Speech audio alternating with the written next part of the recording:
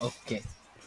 सो आज की क्लास हम लोग स्टार्ट करेंगे। आज हम लोगों ने जो 3 बेसिक कॉन्सेप्ट देखने हैं उसमें हम देखेंगे कि डेट टाइम ऑब्जेक्ट को देखेंगे और कुछ बिल्ट इन ऑब्जेक्ट्स जावास्क्रिप्ट के देखेंगे और साथ-साथ हम देखेंगे 2 चीज़ें व्हिच इज़ एक होगी हमारी if else means conditional statement और कंडीशनल स्टेटमेंट की तरह एक और चीज़ होती है जो हम यूज़ करते हैं switch statement, switch cases. Okay?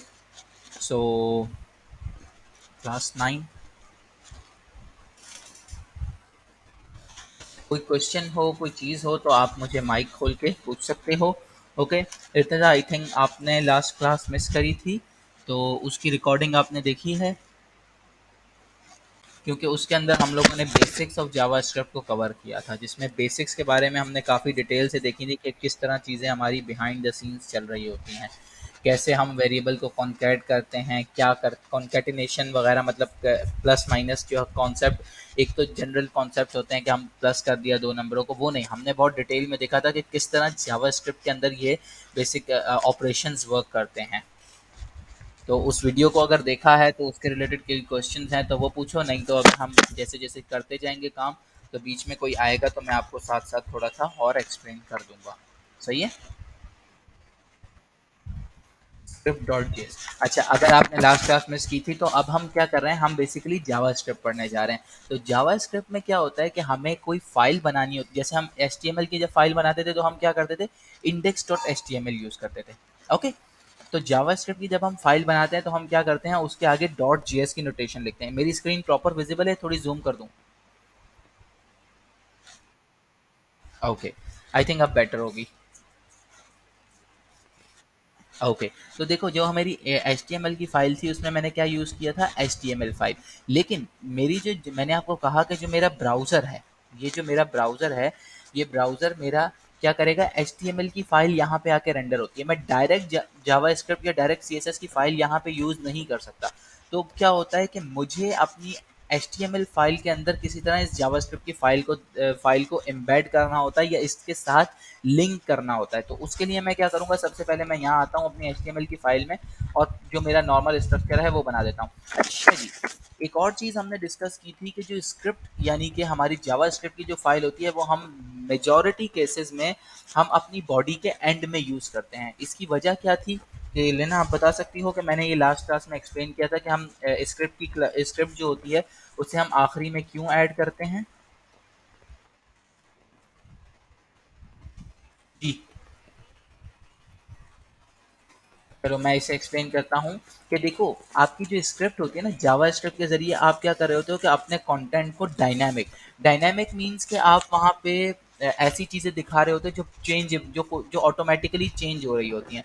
तो अब क्या होता है कि अगर आपकी जावा स्क्रिप्ट की फाइल सपोज करो बहुत बड़ी है, मैंने लास्ट क्लास में बताया था जावा स्क्रिप्ट की फाइल जो है वो लाइन बाय लाइन रीड होती है। ओके। अब जब आपकी फाइल अगर बहुत बड़ी है तो आप उसको अगर उठा के अपने यहाँ पे टॉप पे बॉडी के कंटेंट से पहले रख दोगे तो पहले आपकी जावास्क्रिप्ट की फाइल रीड होगी। उसके बाद क्या होगा, उसके बाद आपकी HTML जो है वो वहाँ पे रेंडर होगी, मीन्स HTML पेंट होगी या प्रिंट होगी। ओके। तो अब क्या होगा कि वो तो बहुत टाइम कंज्यूमिंग होगा। तो इसलिए आप क्या करते हो, पहले यूजर को HTML दिखा देते हो ताकि उसे लगे कि हाँ भाई वेबसाइट में कुछ कंटेंट है, बाद में आप स्क्रिप्ट लोड करते हो ताकि वो जो डायनामिक कंटेंट है वो थोड़ा बाद में आए। ओके। स्क्रिप्ट को लिंक करने का तरीका क्या होता है कि हम सिंपल आते हैं, दो तरीके होते हैं। आइदर यहाँ पे आप स्क्रिप्ट लिखो और इस स्क्रिप्ट के अंदर ही आप अपनी जावा स्क्रिप्ट लिखना शुरू कर दो। जैसे कि मैं यहाँ आता हूँ, console डॉट लॉग, कुछ प्रिंट करना हो तो हम console डॉट लॉग लिखते हैं। इसको मैं गो लाइव करूँगा। मुझे अगर इसका आउटपुट देखना हो तो मैं अपने ब्राउजर को आऊँगा। देखो मेरी स्क्रीन तो बिल्कुल ब्लैंक है, वाइट आ रहा है, लेकिन मैं यहाँ से इंस्पेक्ट एलिमेंट पे जाऊँगा और यहाँ मेरा कंसोल है।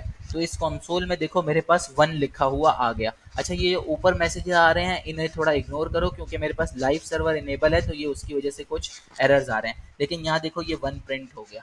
अब मैं यहाँ पे 1 की जगह कुछ और लिखता हूँ, यहाँ लिख देता हूँ स्ट्रिंग दिस इज वर्किंग। अब अगर मैं दिस इज वर्किंग लिखता हूँ तो देखो यहाँ पे मेरा लिखा हुआ आ गया दिस इज वर्किंग। आप लोगों को याद होगा CSS की क्लास में जब हम पढ़ रहे थे तो मैंने कहा था हम या तो इनलाइन CS जावास्क्रिप्ट CSS लिखते हैं या एक्सटर्नल यहाँ पे स्टाइल का टैग बना के लिखते हैं, लेकिन सबसे बेस्ट क्या होता है, हम एक्सटर्नल लिखते हैं।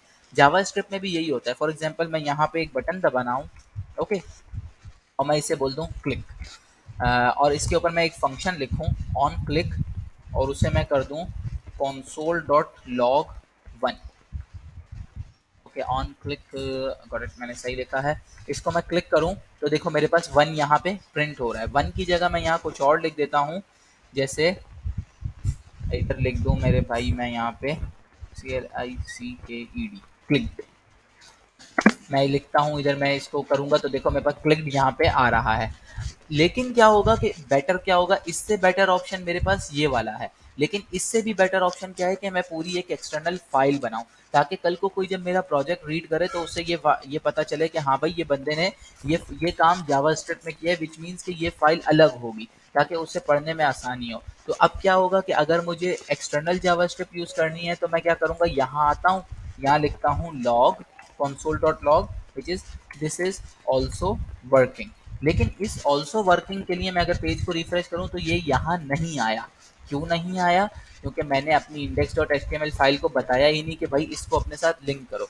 तो उसका तरीका क्या होगा कि हम लिखेंगे स्क्रिप्ट का टैग, और स्क्रिप्ट के अंदर एक एट्रीब्यूट देंगे सोर्स, कि कौन सा सोर्स है जहां से आपने फाइल को लिंक करना है, और वहां पे आके हम सोर्स में पाथ दे देंगे विच इज हमारी फाइल का पाथ script.js। जैसे ही मैं इस पाथ को ऐड करूंगा तो देखो दिस इज ऑल्सो वर्किंग, मेरे पास यहाँ पे प्रिंट होने लगा।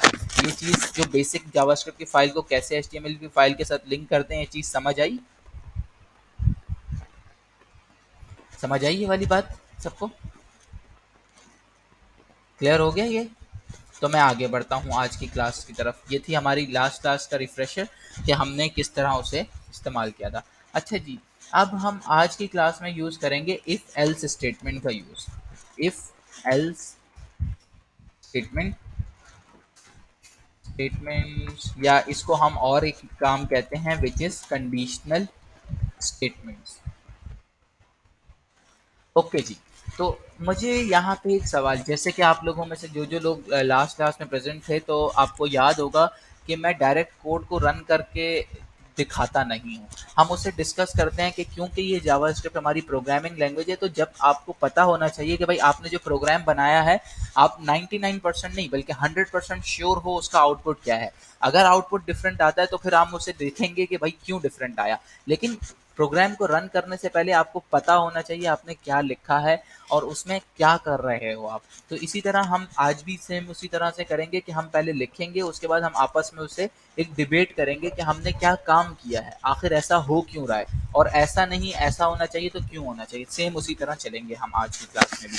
ओके जी। तो मुझे ये बताएं जी, ये कंडीशनल स्टेटमेंट्स क्या होती हैं? इर्तिज़ा ने तो मुझे थोड़ी देर पहले आंसर दे दिया था, बाकी जो लोग मौजूद हैं वो बताएं कि कंडीशनल स्टेटमेंट्स क्या होती हैं। जी।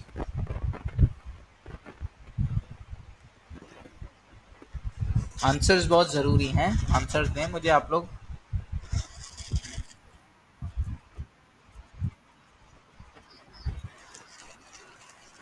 ओके, ओके, विच मीन्स कि अगर मैं आप बिल्कुल सही, हाँ हाँ, कंटिन्यू करो, कंटिन्यू करो, कोई बात नहीं, करो करो, अपना सेंटेंस पूरा करो। ओके, नेक्स्ट स्टेटमेंट में जाता है। इसकी मिसाल हम ये कर लेते हैं कि फॉर एग्जांपल आपने एक वेबसाइट बनाई, ओके, उस वेबसाइट के ऊपर यूज़र आया। अब आपने चेक करा कि भाई अगर यूज़र लॉगिन है तो उसे मैं कोई इन्फॉर्मेशन दिखाऊं, which means which is a sensitive information जो एक यूज़र के ही रिलेटेड है, और अगर यूज़र लॉगिन नहीं है तो मैं उसे जनरल इन्फॉर्मेशन दिखाऊं। Make sense? समझ आई ये बात? कि फॉर एग्जांपल अगर आपका यूजर लॉग इन है तो आप उसको बोलो कि हाँ भाई चलो भाई you are able to see your profile. लेकिन अगर वो यूजर लॉग इन नहीं है तो आप उसे कोई होम पेज दिखाओ, कोई जनरल चीज दिखाओ। Got it? अच्छा जी। तो इसी कंडीशनल स्टेटमेंट को अगर हम देखें तो चलो अब हम इसको प्रोग्राम करते हैं। सही है। एक यूज़र, जैसे मैं नॉर्मल एक इफ़ स्टेटमेंट लिखता हूँ, और उसमें क्या होगा कि मैं जैसे ही इफ़ लिखूंगा तो मुझे यहाँ पे देखो सबसे पहले तो ये सजेशन भी देने लगा। जैसे ही मैं इफ़ के ऊपर क्लिक करूंगा तो इसने मुझे पूरी कंडीशन लिख के पूरा इफ़ का ब्लॉक का मुझे प्रोटोटाइप लिख दिया। प्रोटोटाइप क्या होता है कि आपकी एक वो चीज़ होती है जो रेफरेंस पॉइंट होता है जिसको देख के आप अपना रियल काम करते हो। ये कह रहा है कि जी ऐसे करके आपको इफ़ लिखना है, उसके अंदर एक कंडीशन लिखोगे, और उस कंडीशन के अंदर एक ब्लॉक बना के यहाँ पे आप अपना काम जो है अपना कोड एग्जीक्यूट करोगे। चलो जी, इस काम को हम करके देखते हैं। यहाँ पे हम लिखते हैं console.log। और इसमें लिखते हैं इट इनसाइड इफ ब्लॉक। सही है जी। अब डिबेट ये है यार, ये एक तो मुझे जो है ना, मैं इसका सर्वर डिस्पोज करूंगा और हम इसको लास्ट क्लास की तरह यहाँ से कॉपी लिंक करेंगे ताकि ऑटोमेटिकली रिफ्रेश ना हो, ताकि पढ़ने में मज़ा आए कि पता चले कि हम क्या पढ़ रहे हैं। ओके जी। अब हम इसे यहाँ से ये कर देते हैं और मैं थोड़ी देर के बाद जब हम इसको डिस्कस कर लेंगे फिर मैं इसका जो है वो कंसोल खोल के आपको दिखाऊंगा आउटपुट क्या है। हाँ जी, अब डिस्कस करो दोस्तों कि ये इसका आउटपुट क्या मिलेगा मुझे, क्या इनसाइड द ब्लॉक प्रिंट हो जाएगा मेरे पास? बताओ। कंडीशन नहीं दी, लेकिन यहाँ पे तो मैंने कंडीशन लिख दिया। कंडीशन को डिफाइन करना पड़ेगा, विच मीन्स अगर मैं यहाँ पे सिर्फ ट्रू लिख दूं तो क्या मेरा काम हो जाएगा?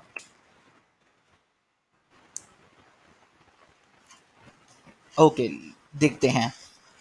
अब क्या होता है अगर हम इसके सूडो कोड की तरफ जाएं, सूडो कोड, इसको हम यहाँ देखते हैं।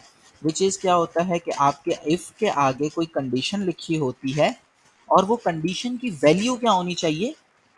कंडीशन इक्वल टू ट्रू होनी चाहिए।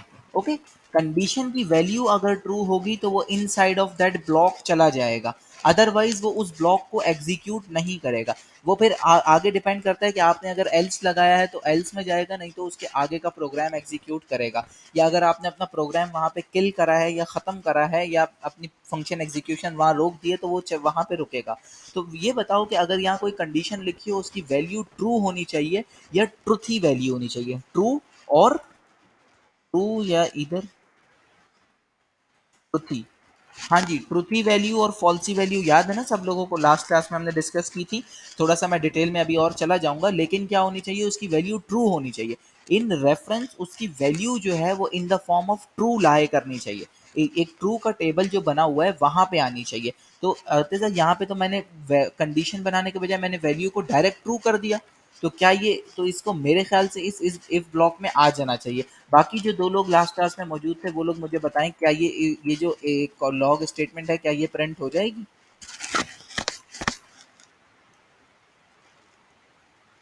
जी भाई बोलो, बाकी तो मुझे जवाब दें। हेलो, बोलो। यस, हो जाएगी बिल्कुल।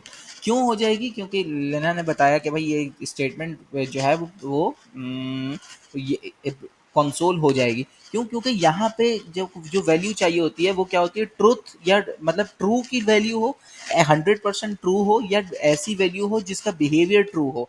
अच्छा इर्तिजा, अगर आपको ये चीज़ याद नहीं, आपने मैं वीडियो नहीं देखी थी, लास्ट क्लास में हमने डिस्कस किया था, हमारे पास दो टाइप की वैल्यूज होती हैं। एक टाइप होती है हमारे पास type one, which is which is true, okay, और टाइप टू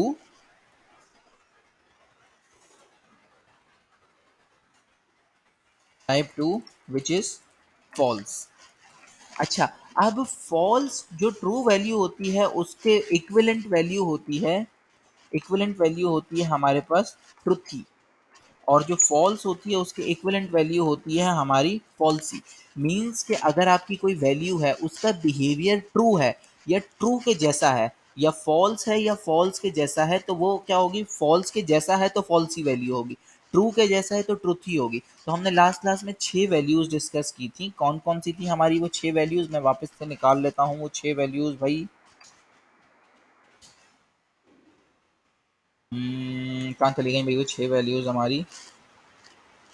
ये रही वो 6 वैल्यूज़ जो हमने डिस्कस की थी, जो हमारे पास जो क्या होती हैं, जो हमारी फॉल्स और फॉल्सी बिहेवियर में आती हैं। तो भाई जिसमें एक फॉल्स इटसेल्फ फॉल्सी फॉल्स होता है, लेकिन बाकी की जो 5 कंडीशन है which is zero, empty strings either single quotes हों या डबल कोट्स हों, नल, अनडिफाइंड और नॉट अ नंबर, ये हमारी क्या होती हैं, फॉल्सी वैल्यूज़ होती हैं। विच मीन्स कि अगर इनमें से कोई वैल्यू को मैं यहाँ पे रख दूँ तो उसके बाद ये ब्लॉक एग्जीक्यूट नहीं होगा। चलो जी, डिबेट मेरे ख्याल से काफ़ी हो गई, अब हम चलते हैं इसके आउटपुट को देखते हैं। मैं जैसे ही यहाँ पे रिफ्रेश करूंगा तो इसने मुझे बोला inside if block, which means कि ये मेरा रन हो गया। ओके, अब हम बारी बारी इन पांचों वैल्यू, छः की छः वैल्यूज को ट्राई करते हैं, विच मीन्स कि पहली जो फॉल्सी वैल्यू है वो मेरी क्या है, false, which is not a falsy value, which is 100% false value. इसको मैं अगर यहाँ पे रखूँ तो क्या होगा, बताओ। अच्छा, आप लोग अगर मेरी स्क्रीन के ऊपर फोकस कर रहे हो तो एक चीज देखो, जैसे ही मैं यहाँ ट्रू लिखता हूँ तो इसका कलर जो है वो डार्क हो जाता है, मतलब ये प्रॉपर प्रोमिनेंट वाइट हो जाता है। लेकिन जैसे ही मैं यहाँ पे फॉल्स लिखता हूँ तो आप देख रहे हो कि इसका कलर जो है वो थोड़ा सा डल हो गया, विच मीन्स के कंपाइलर आपको एक जो है इन्फॉर्मेशन भी प्रोवाइड कर रहा है। आपका कंपाइलर इतना मतलब स्मार्ट है कि उसको जब उसने यहाँ पे फॉल्सी वैल्यू देखी तो उसने खुद ही उस कंडीशन का जो है कलर थोड़ा सा चेंज कर दिया कि ये ब्लॉक एग्जीक्यूट नहीं हो पाएगा। तो इन केस ऑफ फॉल्स ये ब्लॉक एग्जीक्यूट नहीं होगा। मैं यहाँ आता हूँ, पेज को रिफ्रेश करता हूँ तो देखो मेरे पास कुछ भी आउटपुट नहीं आया। Got it. अब हम आते हैं बारी बारी, इसमें से हम ये वाली ट्राई करते हैं, ये जो एम्प्टी स्ट्रिंग्स हैं, एम्प्टी स्ट्रिंग्स रखूंगा। एम्प्टी स्ट्रिंग्स के केस के अंदर क्या है कि भाई इस ये तो यहाँ पे तो ये आ गया। अब बताओ क्या इस केस के अंदर ये मेरा ये ब्लॉक एग्जीक्यूट होगा, इनसाइड इफ ब्लॉक मेरा आउटपुट आएगा मेरे पास या नहीं, ये मुझे इसका जवाब दो। जी भाई। वजह, एम्प्टी स्ट्रिंग फॉल्स वैल्यू है। बाकी लोग भी एग्री करते हैं इस बात से? जी, बाकी एग्री कर रहे हैं इस बात से?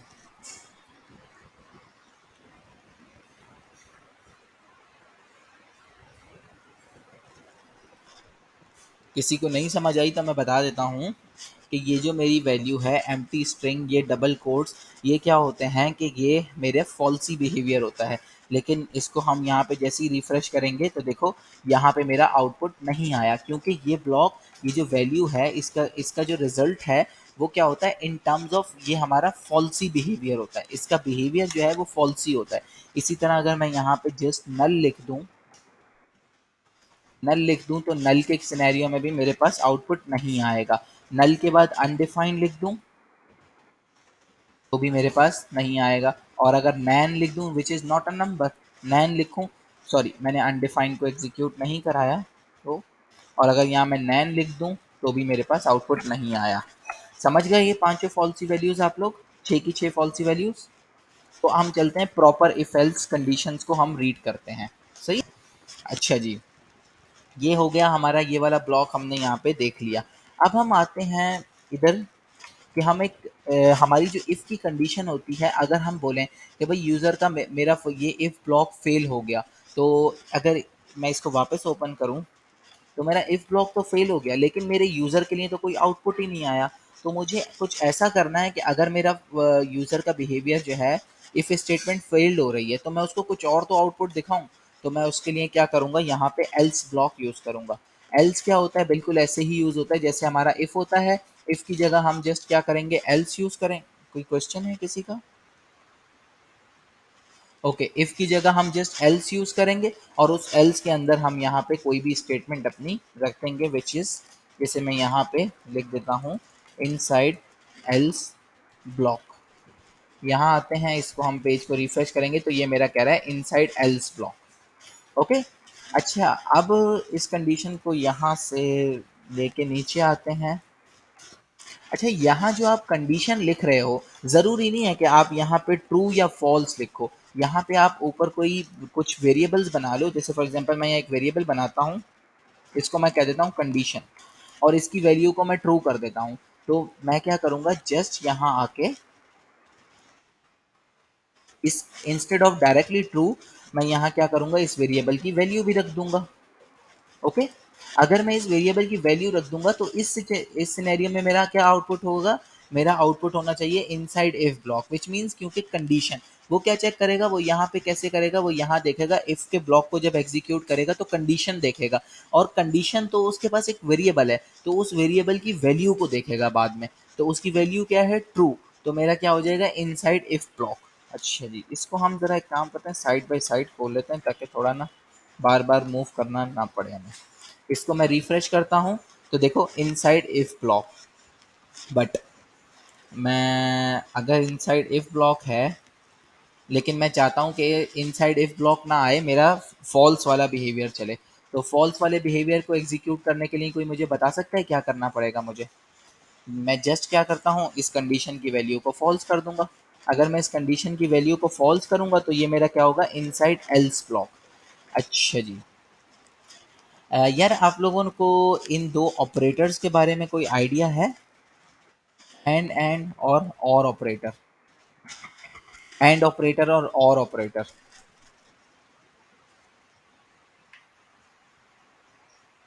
हम्म, आइडिया है आप लोगों? जी जी, बुलियन वाले मतलब आपके जो वो बेसिकली गेट्स होते हैं ना, इसको वो कहते हैं कि आपकी ये नेस्टेड कंडीशंस या कंडीशन के अंदर आप दो तीन चार कंडीशन एक साथ चेक करना चाहते हो, तो आप इनको यूज करते हो। ओके। इसमें और भी होते हैं, लेकिन वो थोड़ा सा हम पहले बेसिक सीखने के बाद एडवांस पे जब जाएंगे ना, तो हम उन्हें देखेंगे कि वो असल में क्या होते हैं। अच्छा भाई, हम आते हैं, अगर हमें इसको यूज़ करना है तो इसके लिए हम सबसे पहले क्या करेंगे, इसको यहाँ से बंद कर देते हैं। इनको हम डायरेक्टली कंडीशंस में नहीं यूज़ करेंगे, हम इसको पहले सीखते हैं कि ये क्या होते हैं। फॉर एग्जाम्पल मैं एक वेरिएबल बनाता हूँ, वो वेरिएबल है मेरा 1, इसकी वैल्यू है 1। एक वेरिएबल है मेरा 2, इसकी वैल्यू है मेरी 2। अच्छा जी, एक वेरिएबल बनाता हूँ, सॉरी, एक वेरिएबल बनाता हूँ मैं यहाँ पे 3, जिसकी वैल्यू हो गई 1। को मैं 1 को मैं एंड कर देता हूँ 2 के साथ, तो इसका क्या 3 के ऊपर मेरा क्या आउटपुट आएगा, क्या कोई बता सकता है मुझे?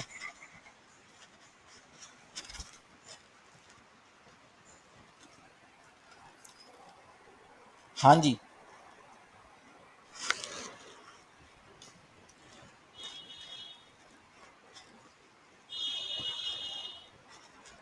बताओ किसी को समझ आई ये वाली चीज़? अगर मैं जैसे 3 को कंसोल कराऊं, जैसे लॉग कराऊं, तो 3 के ऊपर तो मेरा क्या प्रिंट होगा, यहाँ पे क्या आउटपुट आएगा कंसोल लॉग में?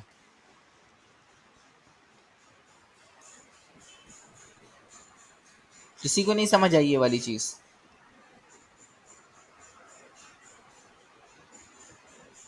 चलो, इसको हम थोड़ा एवल्यूट करते हैं यहाँ पे।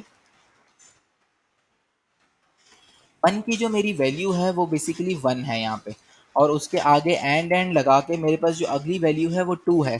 अगर मैं इससे अगली लाइन में जाऊँ, तो जो मेरी 1 वैल्यू है उसका बिहेवियर क्या है मेरा, उसका बिहेवियर अगर मैं देखूँ तो वो मेरा बिहेवियर बेसिकली बनता है ट्रुथी बिहेवियर, विच मीन्स कि ये ट्रू के केस में लाया करता है। ट्रू तो नहीं है, वैल्यू ट्रू नहीं है, लेकिन एक ऐसी वैल्यू है जो ट्रुथी वैल्यू है, मीन्स ट्रू के इक्विवेलेंट है। तो मैं इसको क्या कहूँगा, ट्रुथी वैल्यू। ट्रुथी का मैं अगर एंड करूँ, ट्रू के एक और वैल्यू जो मेरी है वो कौन सी है दूसरी, वो भी मेरी 2 है, और 2 क्या होती है, ट्रुथी वैल्यू। तो ट्रुथी का अगर मैं एंड करूँ तो मेरा जो आउटपुट आएगा वो तो ट्रू आएगा या ट्रुथी आएगा। समझ गए ये वाली चीज़? तो अगर मैं इसको रिफ्रेश करूँ, तो यहाँ पे मेरा क्या आया, आउटपुट के तौर पे एंड के तौर पे उसने क्या किया कि पहली वैल्यू को जब उसने उसको ट्रू मिल गया, तो उसने दूसरा जो है वो रिजल्टेंट के तौर पे आउटपुट दे दिया। इसी सिनेरियो को हम थोड़ा सा चेंज करते हैं और यहाँ पे रख देते हैं 0। तो अब मेरा आउटपुट क्या आना चाहिए, तू बता सकता है इसको? हम्म, चलो रिफ्रेश करते हैं।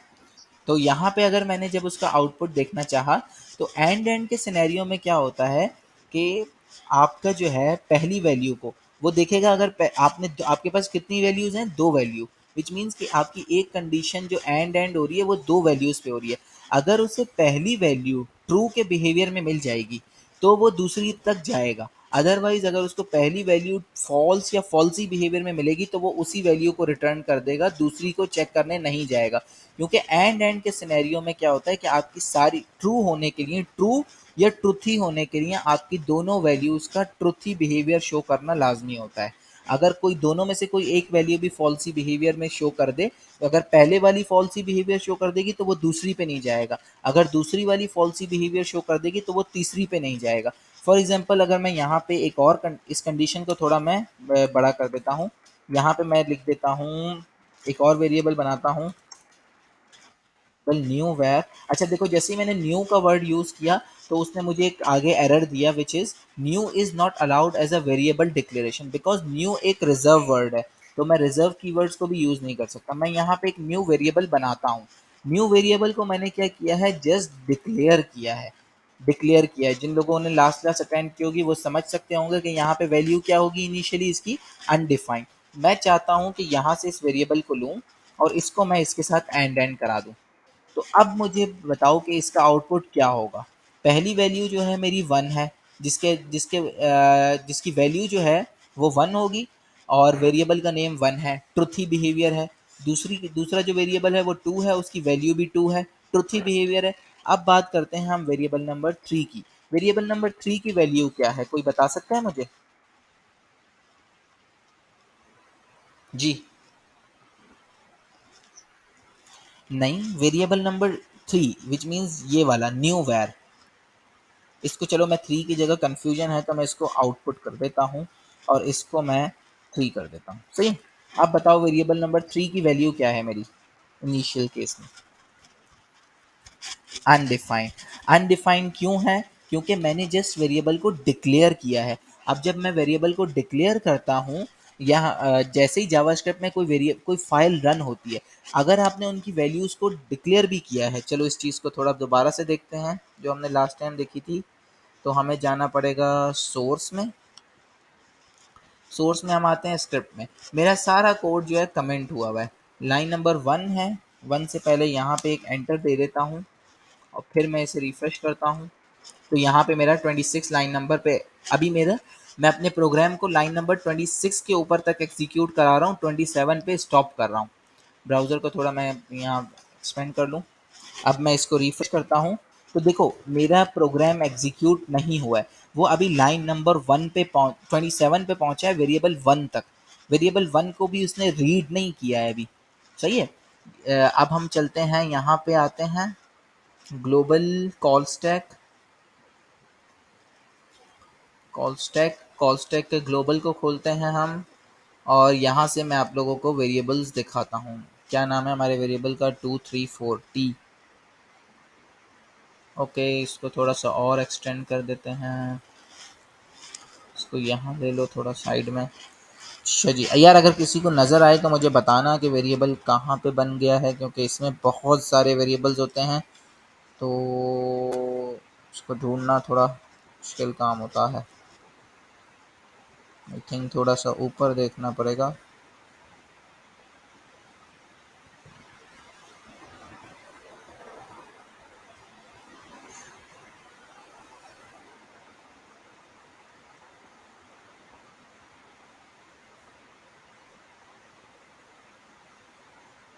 ओके, ये देखो, ये रहे वेरिएबल मिल गए। वेरिएबल टू की वैल्यू क्या है? हालांकि मैंने यहाँ पे टू की वैल्यू डिक्लेयर की है विच इज़ टू, लेकिन फाइल रन होने से पहले, अभी मेरी फाइल रन ही नहीं हुई है। अभी क्या है, ब्राउज़र ने पूरी फाइल रीड ही नहीं की, लेकिन उसने क्या किया, पहले ही मेरे वेरिएबल को इनिशियलाइज कर दिया। किससे? प्लेस होल्डर वैल्यू से। और वो प्लेस होल्डर वैल्यू क्या है? अनडिफाइंड। टू की वैल्यू भी मेरी अनडिफाइंड है, और अभी अभी थ्री भी हमने देखी थी, वो भी हमारी अनडिफाइंड ही थी। ये रही थ्री। वन को देख लेते हैं, वन को एग्जीक्यूट कर चुका है। वन की वैल्यू थोड़ा सा ऊपर होगी, और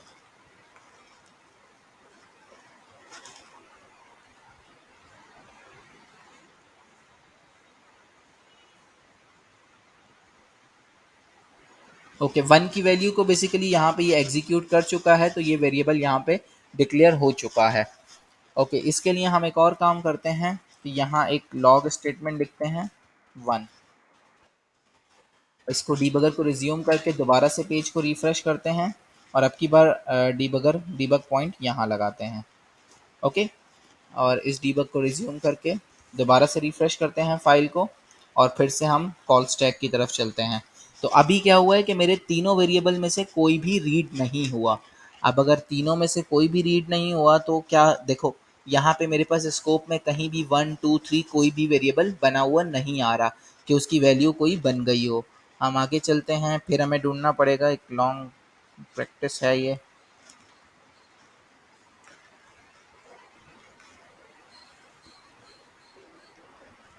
ये देखो, 3 मेरा यहाँ पे डिक्लेयर हुआ विच इज़, जिसकी वैल्यू क्या है अनडिफाइंड। 3 से आगे पीछे कहीं ना कहीं ये देखो 2 ये मेरा डिक्लेयर हुआ हुआ, और अगला जो है वो 1 है। 1 मेरा कहाँ पे मिलेगा मुझे, 1 भी यहीं कहीं ना कहीं होगा।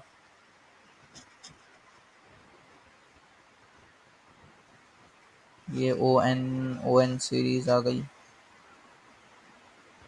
O N O. ये देखो, ये मेरा वन वेरिएबल है, वन वेरिएबल भी मेरा इनिशियली क्या हुआ है अनडिफाइंड डिक्लेयर हुआ है। क्यों? हालांकि फाइल मेरी अभी रीड नहीं हुई है, तो क्या होता है कि जावास्क्रिप्ट क्या करता है कि जैसे ही कोई फाइल ब्राउजर तक पहुंचती है, वो सबसे पहले उसके सारे वेरिएबल को एक्सट्रैक्ट करके उनकी वैल्यू को place holder value which is basically कौन सी होती है प्लेस होल्डर वैल्यू अनडिफाइंड, उनके साथ रिप्लेस कर देता है। अब हम यहाँ से चलते हैं, इसको रिज्यूम कर देते हैं। आउटपुट अभी फ़िलहाल मैं नहीं दिखा सकता, हम फिर से आएँगे इधर। ओके, कोई क्वेश्चन था क्या? ओके, नहीं है। फिर से हम यहाँ आते हैं। जी। हाँ जी, अब बताओ कि यहाँ पे मेरी वैल्यू क्या हो जाएगी, जो तीसरी वैल्यू है, उसकी जगह मेरी वैल्यू आ जाएगी अनडिफाइंड। अब जो अनडिफाइंड है मेरी, वो क्या है, जो नंबर 3 में मेरी जो वैल्यू आई है, पहली वैल्यू ट्रू थी, दूसरी वैल्यू ट्रू थी, और तीसरी वैल्यू क्या हो गई मेरी फॉल्सी। तो इसका जो आउटपुट आएगा वो मेरा क्या आना चाहिए, क्या होगा उसका आउटपुट?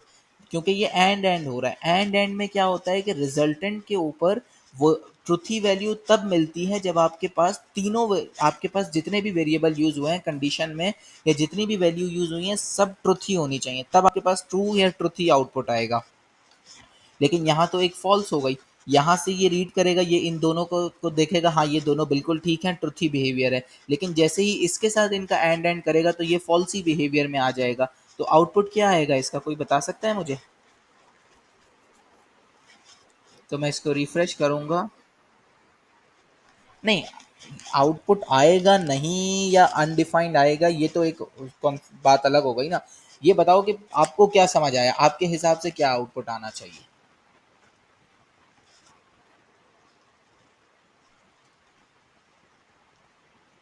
क्या आउटपुट मतलब आपको क्या लग रहा है कि अगर हम यहाँ पे फॉर एग्जांपल 1 लेते हैं, यहाँ पे हम 2 लेते हैं, तो ये दो तो मेरे पास जो है आउटपुट मिल रहे थे इन दोनों में, जब मैंने इन दो कंडीशन को मैंने एंड किया था। लेकिन जब मैंने तीसरी चीज़ इसमें एक और एंड करा दी, कंडीशन को एक्सटेंड कर दिया, तो यहाँ पे क्या हुआ भाई, मेरे पास तीसरी जो वैल्यू थी वो अचानक मेरे पास फॉल्सी बिहेवियर में आ गई। तो रिजल्टेंट मेरा फॉल्सी होगा, लेकिन फॉल्सी में क्या रिजल्ट मिलेगा मुझे, ये कोई बताओ। जी, समझ आ रही है किसी को, कौन कोई बता सकता है क्या आउटपुट मिलेगा मुझे?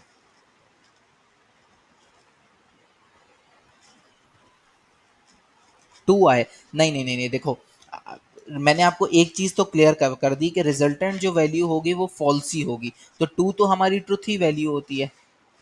अब देखो, दोबारा से इसको समझने की कोशिश करो। 1 का आपने 2 के साथ एंड किया, सिर्फ इतने पार्ट को देखो, इसमें तो रिजल्ट आपको 2 मिल जाएगा। तो अगर सपोज करो कि आपकी इक्वेशन यहाँ तक एग्जीक्यूट हुई है, सही है, यहाँ तक आपकी इक्वेशन एग्जीक्यूट हुई है, यहाँ पे आपके पास आउटपुट आया है 2। ओके, लेकिन जब आप 2 का दोबारा से एंड करोगे अनडिफाइंड के साथ, तो इसका आउटपुट क्या मिलेगा भाई? इसका आउटपुट तो फॉल्स ही हो जाएगा, क्योंकि ये तो फॉल्स ही बिहेवियर में आती है, ये तो इक्विवेलेंट होती है आपकी फॉल्सी के। तो आपका रिजल्ट आएगा फॉल्सी, 2 तो नहीं आ सकता। अब फॉल्सी में आपके पास ये 6 वैल्यूज हैं, इन 6 में से क्या आउटपुट आएगा आपके पास?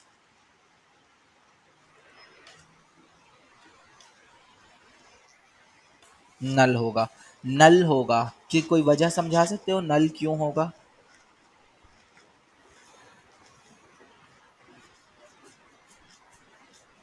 ओके, देखो, आपकी जो ये इक्वेशन है ना, वो बेसिकली कौन सी इक्वेशन है, वो एक मैथमेटिकल इक्वेशन है। अगर मैं इसको डीबगर को रिज्यूम करूं, ओके, ये वाला पहला वाला कंसोल हटा दो, ये इसकी वजह से आ रहा है। यहाँ से आप इसको दोबारा से एग्जीक्यूट करो, तो आपका रिजल्ट जो आ रहा है वो ज़ीरो आ रहा है। ज़ीरो मीन्स आपकी फॉल्स वैल्यू है, फॉल्सी वैल्यू है। अब जब इस मैथमेटिकल इक्वेशन को उसने एग्जीक्यूट किया, तो सबसे पहली चीज़ देखो, सबसे पहली जो वन थी वो क्या था, उसकी वैल्यू क्या थी, ज़ीरो थी। तो आपका जो ये जो था कॉन्सेप्ट, ओह सॉरी, मैंने यहाँ पे इसको जब ज़ीरो कर दिया था तो उसके बाद हमने इसे इसको तो मैंने 1 किया ही नहीं दोबारा। अब रिफ्रेश करते हैं। अब हम इसे रिफ्रेश करेंगे तो मेरे पास क्या आया, अनडिफाइंड आया। क्यों? वो ज़ीरो को दोबारा से डिस्कस करेंगे, और मैं और जब फॉल्स बिहेवियर बता रहा था तो मैं उसकी वैल्यू को चेंज करना रह गई थी। क्या हुआ कि यहाँ से मेरे पास जो वैल्यू थी वो 2 थी, यहाँ तक ये दोनों जो है वो ट्रुथी बिहेवियर थी, लेकिन ट्रुथी बिहेवियर के साथ जो फॉल्सी वैल्यू लगी, तो अब क्या होगा, लास्ट क्लास में हमने एक चीज़ देखी थी विच इज़ कॉन्केटिनेशन। तो अब क्या होगा कि आपका रिजल्ट के तौर पे ये वैल्यू जो है आपके फॉल्स में आपको मिल जाएगी। अच्छा, दोबारा यहाँ तक समझ आई है ये वाली चीज़ कि अनडिफाइंड क्यों आया आउटपुट में? सबको समझ आई है ये वाली बात? जी।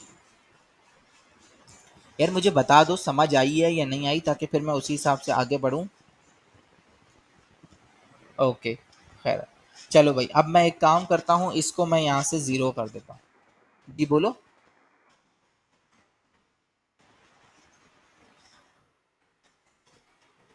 नहीं नहीं, उस पे तो मैं दोबारा आ रहा हूँ, उस वाले पे मैं आ रहा हूँ जो आप कह रहे हो ना कि पहला ही मेरे पास फॉल्स ही आ जाता। ये जो मेरे पास आखिरी वाला जो फॉल्स ही आया है, क्या इसका ये वाला समझ आया है कि इसका रिजल्ट आपको अनडिफाइंड क्यों मिला? क्योंकि आपके जो ये जो आपने ये वाली इक्वेशन एग्जीक्यूट की है, थ्री आउटपुट जो आपके पास मिला है, इसमें आपके पास जो थ्री था वो बेसिकली अनडिफाइंड था, तो आपके पास इसीलिए आउटपुट जो है वो अनडिफाइंड आ गया। ये वाली बात समझ आई कि क्यों ये अनडिफाइंड आया?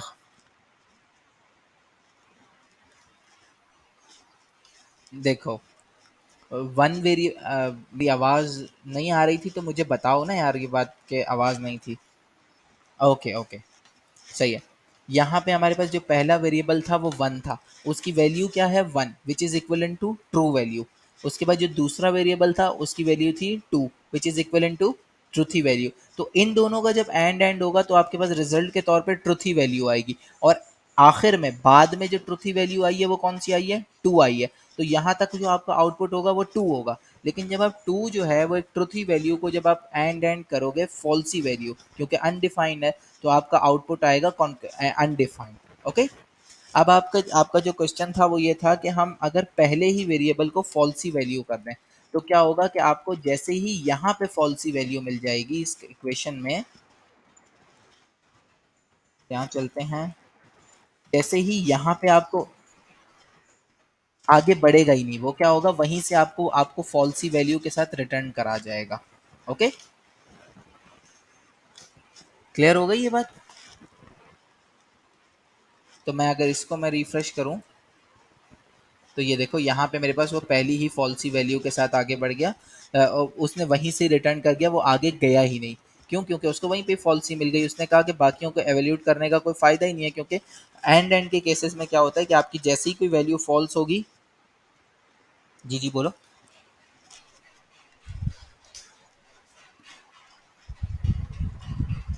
हाँ, जीरो इट सेल्फ एक फॉल्सी बिहेवियर जो है ना जीरो का, वो फॉल्सी है।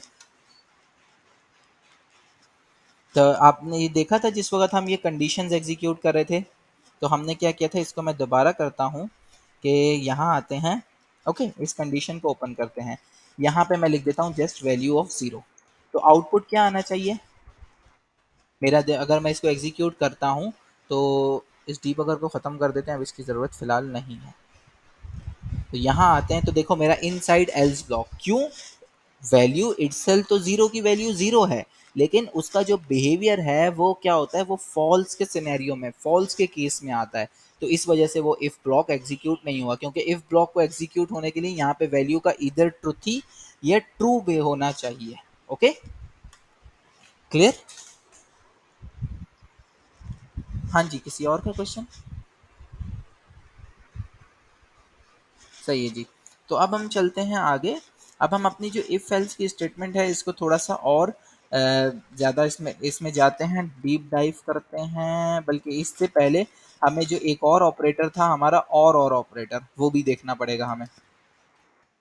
यहीं से आते हैं, एक और एक वेरिएबल बनाते हैं, वेरिएबल वन, जिसकी वैल्यू हम लेंगे इनिशियली अनडिफाइंड, सिर्फ डिक्लेयर कर रहा हूँ। वेरिएबल टू लेंगे, वेरिएबल टू लेंगे, उसकी वैल्यू को मैं डिक्लेयर कर रहा हूँ, उसकी कोई वैल्यू, सिर्फ वेरिएबल डिक्लेयर कर रहा हूँ, वैल्यू कोई नहीं है उसकी। वेरिएबल थ्री लेते हैं, और इसकी वैल्यू को 0 कर देते हैं। और अब हम आते हैं आउटपुट के तौर पे एक वेरिएबल बनाते हैं आउटपुट 1 एंड 1 और 2। फिलहाल मैं यहाँ तक देखना चाहता हूँ। तो बताओ भाई इसका क्या आउटपुट होगा। चलो एक एग्जीक्यूट करके देखते हैं ताकि आप लोगों को इनिशियल बिहेवियर पता चले क्या आता है। तो इनिशियल बिहेवियर क्या हुआ कि उसने आपको अनडिफाइंड दे दिया। क्यों? क्योंकि आपका जो था इसकी वैल्यू भी अनडिफाइंड थी, इसकी वैल्यू भी अनडिफाइंड थी, दोनों फॉल्सी बिहेवियर में लाई करते थे। एक काम करते हैं, इनमें से एक को कर देते हैं हम यहाँ से 1। ओके, अब अगर हम रिफ्रेश करते हैं तो क्या हुआ कि उसने क्या किया, जो ट्रू थी दोनों में से जो भी ट्रू मिल रहा था उसका भी उसका रिजल्ट आपको दे दिया। अब यहाँ आके हम क्या करेंगे, एक तीसरी वैल्यू और लेंगे और वो तीसरी वैल्यू है हमारी 3। अब बताओ क्या आउटपुट आएगा, ये आप लोगों ने बताना है। स्टिल 1 रहेगा, कोई वजह मुझे इसकी एक्सप्लेन करो प्रॉपर।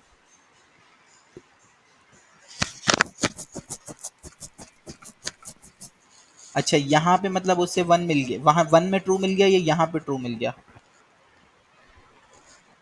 कौन सी वैल्यू उसको ट्रू मिली?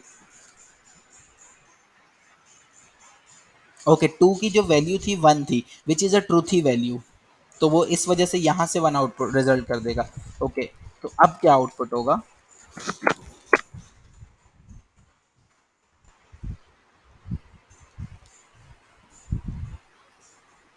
बताओ अब क्या आउटपुट होगा।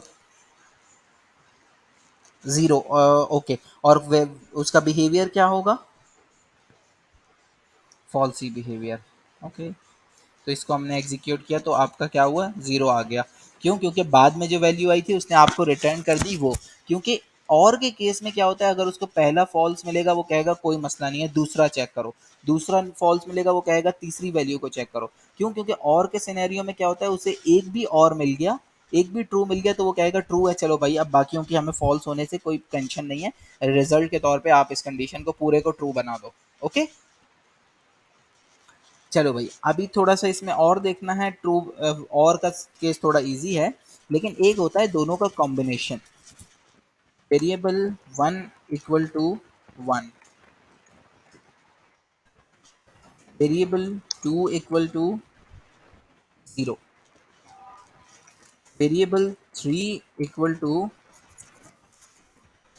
वेरिएबल 3 को जस्ट डिक्लेयर कर रहा हूँ। अब यहाँ पे वेरिएबल आउटपुट बनाता हूँ, ये प्रॉपर इसको सोच समझ के मुझे इसका जो है बताना कि आउटपुट क्या आएगा।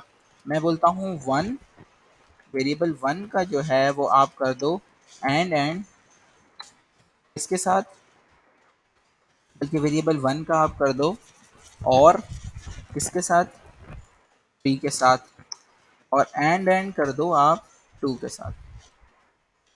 अब बताओ इसका क्या आउटपुट आएगा।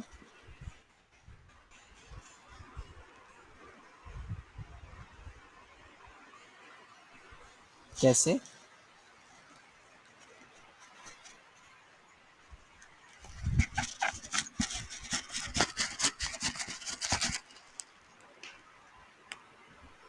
ओके, तो इसको अगर मैं एवल्यूट करूं कंडीशन को तो ये कुछ इस तरह बनेगी आपके मुताबिक कि यहाँ पे वैल्यू इन दोनों का जो मुझे रिजल्टेंट मिलेगा वो बेसिकली ये मिलेगा 1, सही। और 1 का जब मैं एंड करूँगा अनडिफाइंड के, ओ सॉरी, 0 के साथ, तो वो क्या होगा, वो बोलेगा कि भाई 1 जो है वो तो ट्रुथ ही वैल्यू है, लेकिन अगली वैल्यू क्या है, फॉल्स ही वैल्यू। तो वो बोलेगा कि भाई रिजल्टेंट के तौर पे क्या देगा, फॉल्स ही वैल्यू को रिटर्न करेगा। यही कहना चाहते हो? रिफ्रेश करते हैं तो आउटपुट के तौर पे तो 1 आया है यहाँ पे, ये कैसे हो गया? हाँ अली,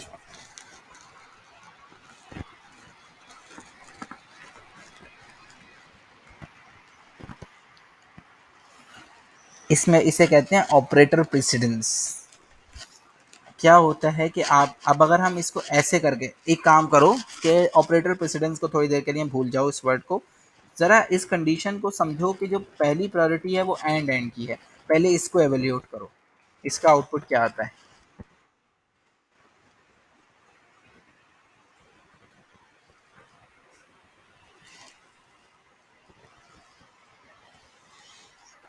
ज़ीरो आएगा। और ज़ीरो का जब आप वन वन करोगे तो आपका क्या होगा? समझ आई अब ये वाली बात? क्लियर हुई कि ये यहाँ पे क्यों अब वन आया आउटपुट? हाँ अली, आपकी आवाज़ कट रही है।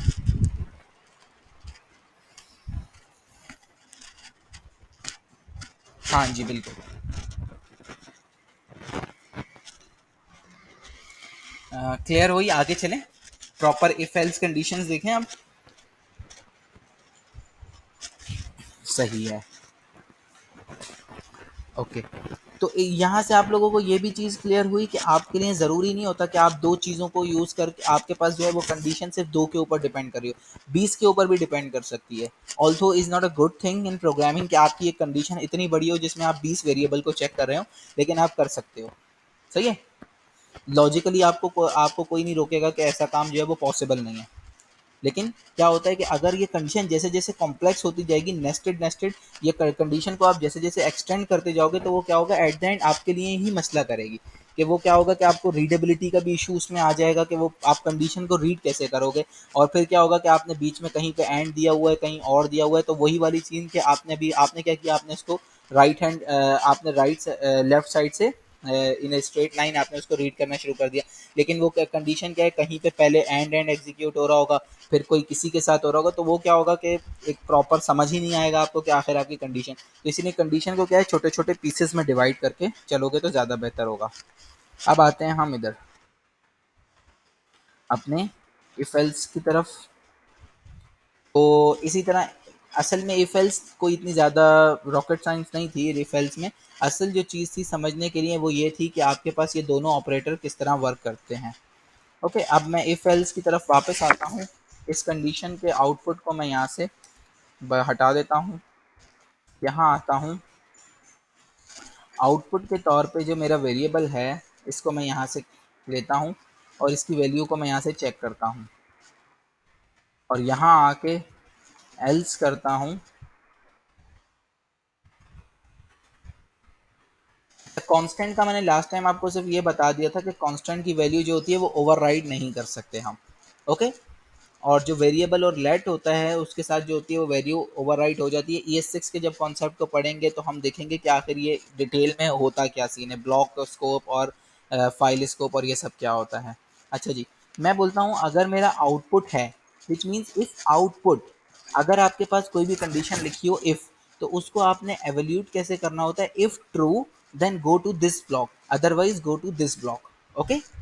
If true execute this one, okay, otherwise execute this one. अच्छा जी, यहाँ आते हैं, यहाँ पे हम एक वेरिएबल लेंगे।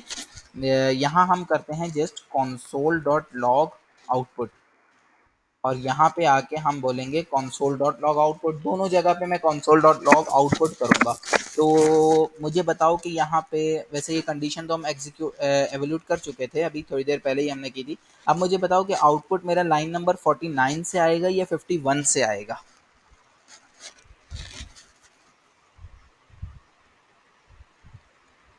जी,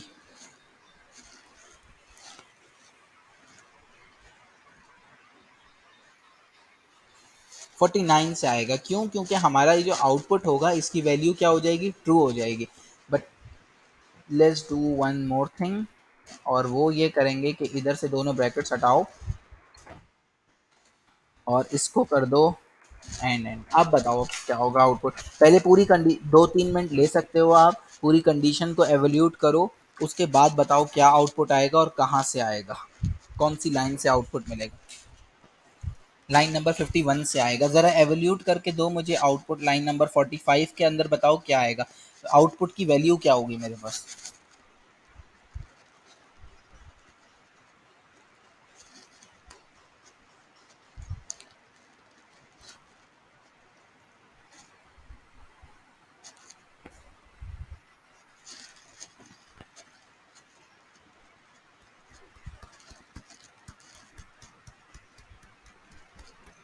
तो आउटपुट की वैल्यू क्या होगी, अनडिफाइंड होगी आपके कहने के मुताबिक।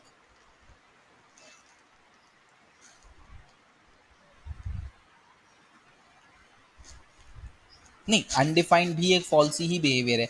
बिहेवियर जैसे ही इन 6 वैल्यूज़ में से कोई आई ना, तो वो तो फॉल्स ही है। उससे उसके तो कोई वो उसमें तो कोई बहस है ही नहीं।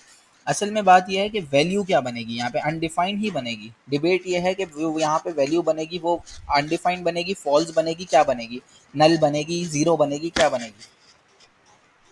चलो इसको एवल्यूट करते हैं। यहाँ आ जाओ। 1 के अंदर मेरे पास आया 1, आगे एंड होगा वो किसके साथ भाई, अनडिफाइंड के साथ। और अनडिफाइंड जो मेरा है वो मेरा एंड होगा और के साथ। तो भाई इन दोनों का आउटपुट क्या मिलेगा आपको।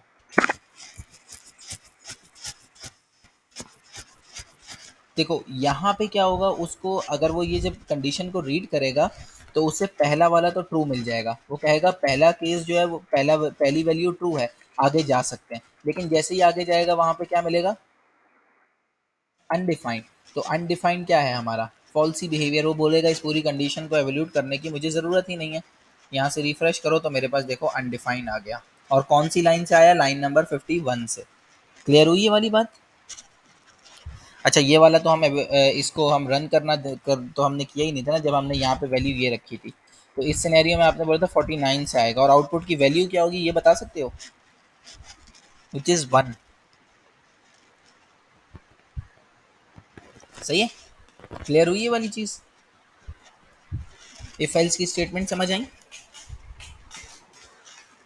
ओके। हम यहाँ पे आते हैं, इफ एल्स ही हमारे पास नहीं होता। एक होता है हम बोल भाई ऐसा नहीं है ना कि आप या तो आइदर ये काम करो या ये काम करो। कोई बीच का रास्ता भी तो हो सकता है ना। और बीच का रास्ता क्या होता है, एल्स इफ। इसको हम यहाँ से पूरे ब्लॉक को उठाते हैं। इफ एल्स, एल्स इफ के आगे भी आप एक ब्लॉक डाल दो,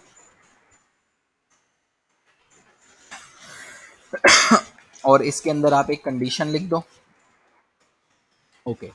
और इसके अंदर आगे आके आप एक लॉक कर दो कुछ।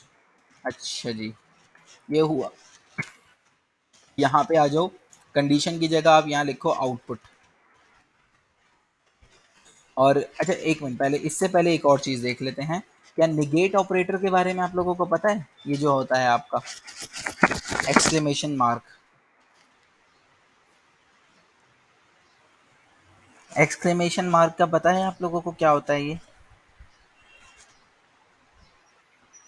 नॉट ऑपरेटर होता है। तो फॉर एग्जांपल मैंने यहाँ से, मैं बीच में ये मैं रह गया, मैं जल्दी से इफ एल्स एल्स इफ की तरफ चला गया था। ये भी देखना ज़रूरी है। फॉर एग्जांपल मैं यहाँ आता हूँ, यहाँ लॉग के तौर पे आउटपुट को मैं लॉक कराता हूँ।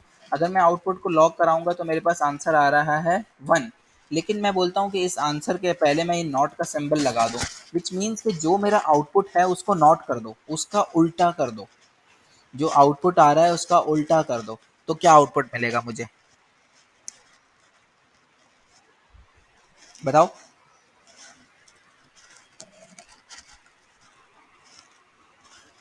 ज़ीरो वजह, 1 का उल्टा ज़ीरो होता है, मतलब क्यों, फॉल्स आना चाहिए ना। क्योंकि 1 जो है वो ट्रू है बेसिकली। तो आउटपुट तो फॉल्स होना चाहिए, मैं ये कह रहा हूँ।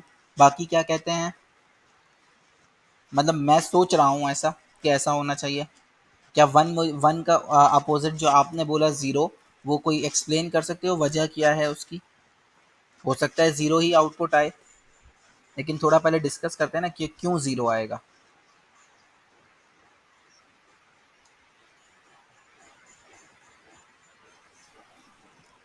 ओके। देखो हमने क्या किया, अगर हम इसका नॉर्मल आउटपुट देखें तो वो 1 आ रहा है। लेकिन 1 विच इज़ अ नंबर, और नंबर को अगर हम निगेट करें, यानी कि नॉट करें और उसको हम रिफ्रेश करें, तो वो क्या है मेरा, फॉल्स आया। क्यों फॉल्स आया, वजह बता सकते हो। क्योंकि आप, मैं हमने उसके आगे नॉट लगा दिया। हमने उसकी कोई टाइप कैस्ट, हमने उसकी किसी टाइप चेंज करके, या हमने कोई और दूसरा वेरिएबल नहीं किया। तो क्या किया हमने, उसको सिंपल, ये वैल्यू क्या थी, ट्रू थी, ट्रुथ ही थी, which is equivalent to true. Okay. तो अब उसने क्या किया, उसको जो फॉल्स का सबसे पहला इक्वलेंट मिला था वो क्या होता है, फॉल्स होता है। तो उसने उसको उसमें कन्वर्ट कर दिया। समझ आई बात। वापस से इफ एल्स की कंडीशंस की तरफ चलते हैं। कंडीशन लिखते हैं आउटपुट, लेकिन आउटपुट से पहले लगा दूंगा not. Log inside if, inside else. हाँ भाई, आप बताओ क्या आउटपुट आएगा, कौन सी लाइन से प्रिंट? इनसाइड एल्स आएगा। क्यों? क्योंकि यहाँ आउटपुट की वैल्यू क्या है, आउटपुट की वैल्यू ट्रुथ ही है, लेकिन मैंने क्या किया है, मैंने नॉट ऑफ ट्रुथ ही चेक किया है। विच मीन्स कि अगर इस कंडीशन को मैं ऐसे लिखूं, मैंने बोला इफ ट्रुथी, तो क्या करो, इसके इन साइड ऑफ आउटपुट चले, इफ ट्रुथी तो इन साइड ऑफ दिस ब्लॉक चले जाओ। लेकिन मैंने उसको ऐसे कर दिया कि जो ट्रुथी थी, ट्रुथी से पहले मैंने क्या लगा दिया, नॉट का सिंबल। तो इस कंडीशन को ट्रू होने के लिए क्या होना चाहिए कि आपको यहाँ पे अगर मैं लगा दूँ एंड, तो क्या होगा, तो ये मेरा इस कंडीशन के अंदर जाएगा। क्यों? क्योंकि ये पूरा ब्लॉक क्या होगा, फॉल्स होगा। इसको मैं अगर आउटपुट करूँ अभी इस सिनेरियो में, लॉग करता हूँ आउटपुट, और मैं रिफ्रेश करूँगा, इसको थोड़ी देर के लिए बंद कर देते हैं, तो ये मेरा रिजल्ट क्या आ रहा है, अनडिफाइंड। लेकिन अनडिफाइंड से पहले मैं अगर ट्रू लगा, ये लगा दूं नॉट, तो यहाँ पे वैल्यू क्या आई, ट्रू आई। तो समझिए ये वाली चीज़ को कि यहाँ पे क्या हो रहा है, समझ आई ये वाली बात, क्लियर हुई ये बात कि ये क्यों इनसाइड ऑफ इफ नहीं गया, अब गया, और पहले क्यों नहीं जा रहा था? यार बता दो मुझे, ये बात समझ आई है या मैं आगे बढ़ूं फिर? हम्म।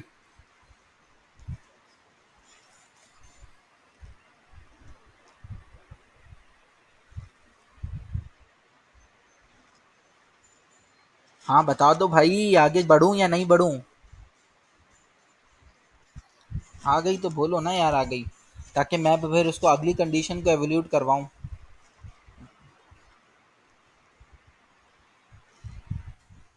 ओके जी, ये हो गई हमारी। ओके जी। यार जस्ट 2 मिनट देना मुझे। ओके। ओके यार, तो हमने जो एक चीज़ मिस करी थी, वो क्या थी हमारी, हमने इफ़ तो इफ़ एल्स तो देख लिया था, लेकिन एल्स इफ़ को नहीं देखा था। विच मीन्स कि आपके पास अभी क्या बन रहा है, ब्लॉक कुछ इस तरह बन रहा है, इफ़ एल्स, कि अगर ट्रू है तो ये करो, फॉल्स है तो ये करो। आप ऐसा चाहते हो कि भाई अगर फॉर एग्जांपल ये तो ये वाला एक कंडीशन, एक वेरिएबल बनाते हैं, वेरिएबल का नेम रखते हैं logged in is equal to true. तो यहाँ पे आके हम चेक करते हैं, सपोज करो कि आपकी एक एप्लीकेशन है जिसमें आप लॉगिन यूज़र को चेक कर रहे हो। यहाँ आप उसे व्यू प्रोफाइल की कंडीशन दे दो, और यहाँ पे आप उसे बोल दो शो जनरल कंटेंट। इसको अगर मैं रिफ्रेश करता हूँ तो ये यूज़र का वेरिएबल मैंने क्या किया, ट्रू किया है। लेकिन अगर मैं इसे फॉल्स कर दूँ तो वो मेरे इस सिनेरियो में आएगा। लेकिन सपोज करो कि आपने कोई एक CMS कंटेंट मैनेजमेंट सिस्टम बनाया, या कोई यूट्यूब चैनल है या कुछ भी है, वहाँ पे आपने किसी बंदे को कोई एडमिन बना दिया, लेकिन आप उसे चाहते हो कि कुछ राइट्स देना चाहते हो, कुछ राइट्स देना चाहते हो, कुछ उसके जो है राइट्स आप जो है वो नहीं देना चाहते। तो हम एक काम करते हैं, यहाँ पे हम वेरिएबल, एक वेरिएबल बनाते हैं टाइप, टाइप की वैल्यू रखते हैं एडमिन। ओके। और अब हम आएंगे एडमिन के आगे, यहाँ से चलते हैं if type equal to admin. तो आप क्या करो, लॉक कर दो ऑल कंडीशंस या ऑल एक्शंस अलाउड। ओके। अब हमारे पास एक और ब्लॉक आता है which is else if, means कि अगर यूजर, अगर उसकी जो टाइप है वो टाइप है, type is equal to user है, या यूजर की जगह आप एडमिन के साथ साथ और क्या कर सकते हो, सुपर यूजर। बल्कि इसको हम कर देते हैं एडमिन, और इसको कर देते हैं सुपर यूजर। एडमिन, तो आप उसे कर दो all actions are allowed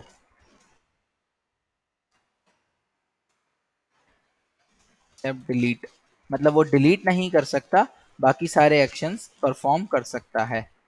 okay जी। और एक और केस बना दो, वो केस आप कर दो यहाँ पे, else if type is equal to user,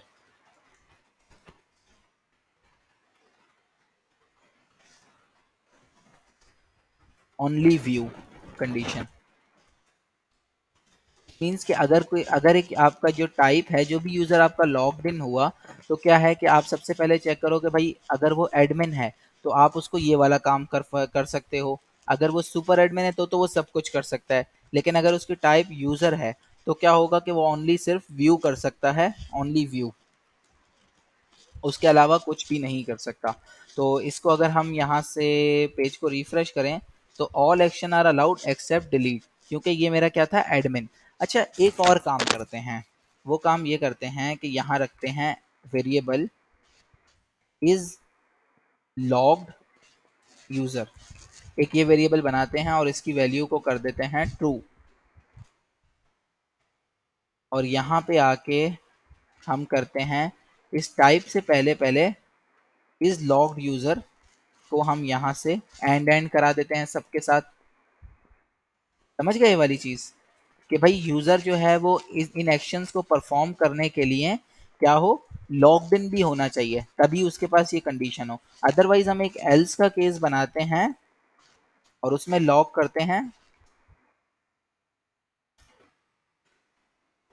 only general content.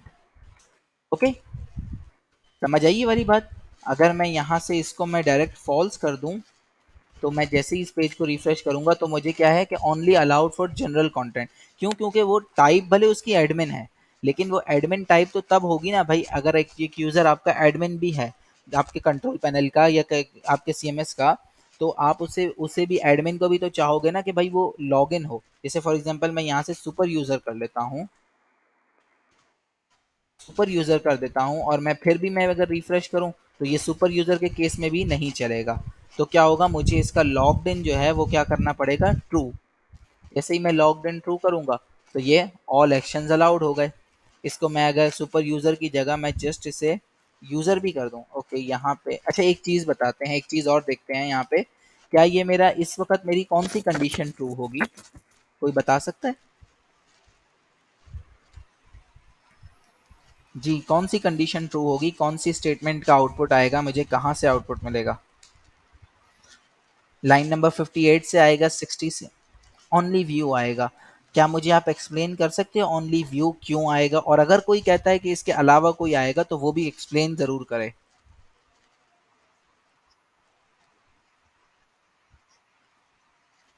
सही है। क्या तुम्हें कोई डिफरेंस दिख रहा है टाइप यूजर में, कुछ डिफरेंस, या किसी को दिख रहा है तो?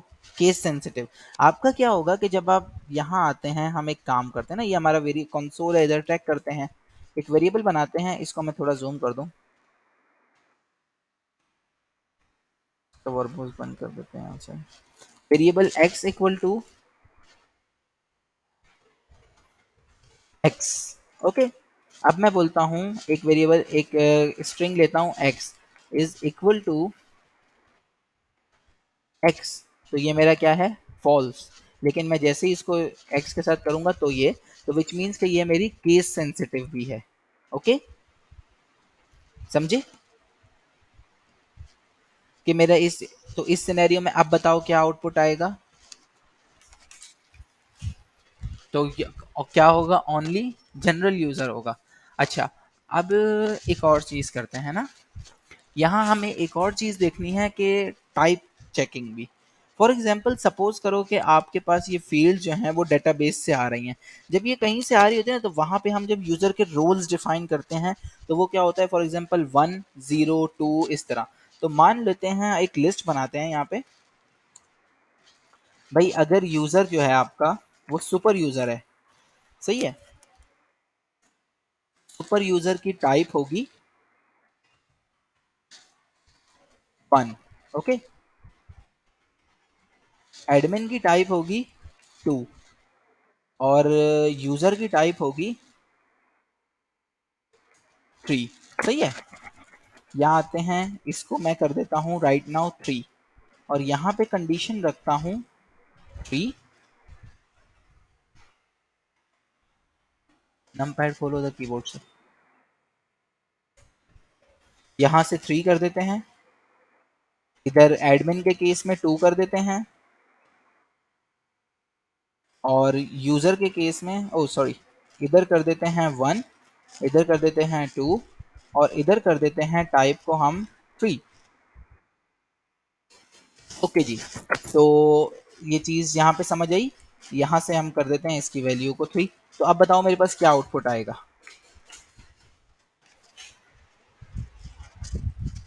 हाँ भाई, बता सकता है कोई मुझे इसमें क्या आउटपुट आएगा।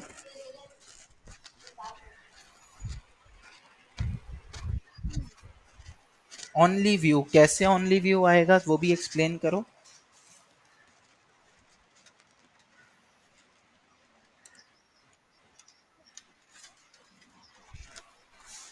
ओके, तो इज लॉग्ड यूजर भी ट्रू है और टाइप भी ट्रू है, तो इस वजह से आपने कहा कि भाई आउटपुट इसका ओनली व्यू आएगा। ओके, देखते हैं किस हद तक ये बात ठीक है। इसको यहाँ से रिफ्रेश करते हैं पेज को, तो ओनली व्यू आया। लेकिन एक काम और करते हैं ना, वो ये करते हैं कि जब आपके पास कहीं बैकएंड से फील्ड्स आ रही होते हैं तो मेजॉरिटी क्या होता है कि वो अगर आपकी टाइप कन्वर्जन नहीं हुई हुई तो वो स्ट्रिंग में होती है। अच्छा जी, तो अब बताओ अब क्या आउटपुट आएगा।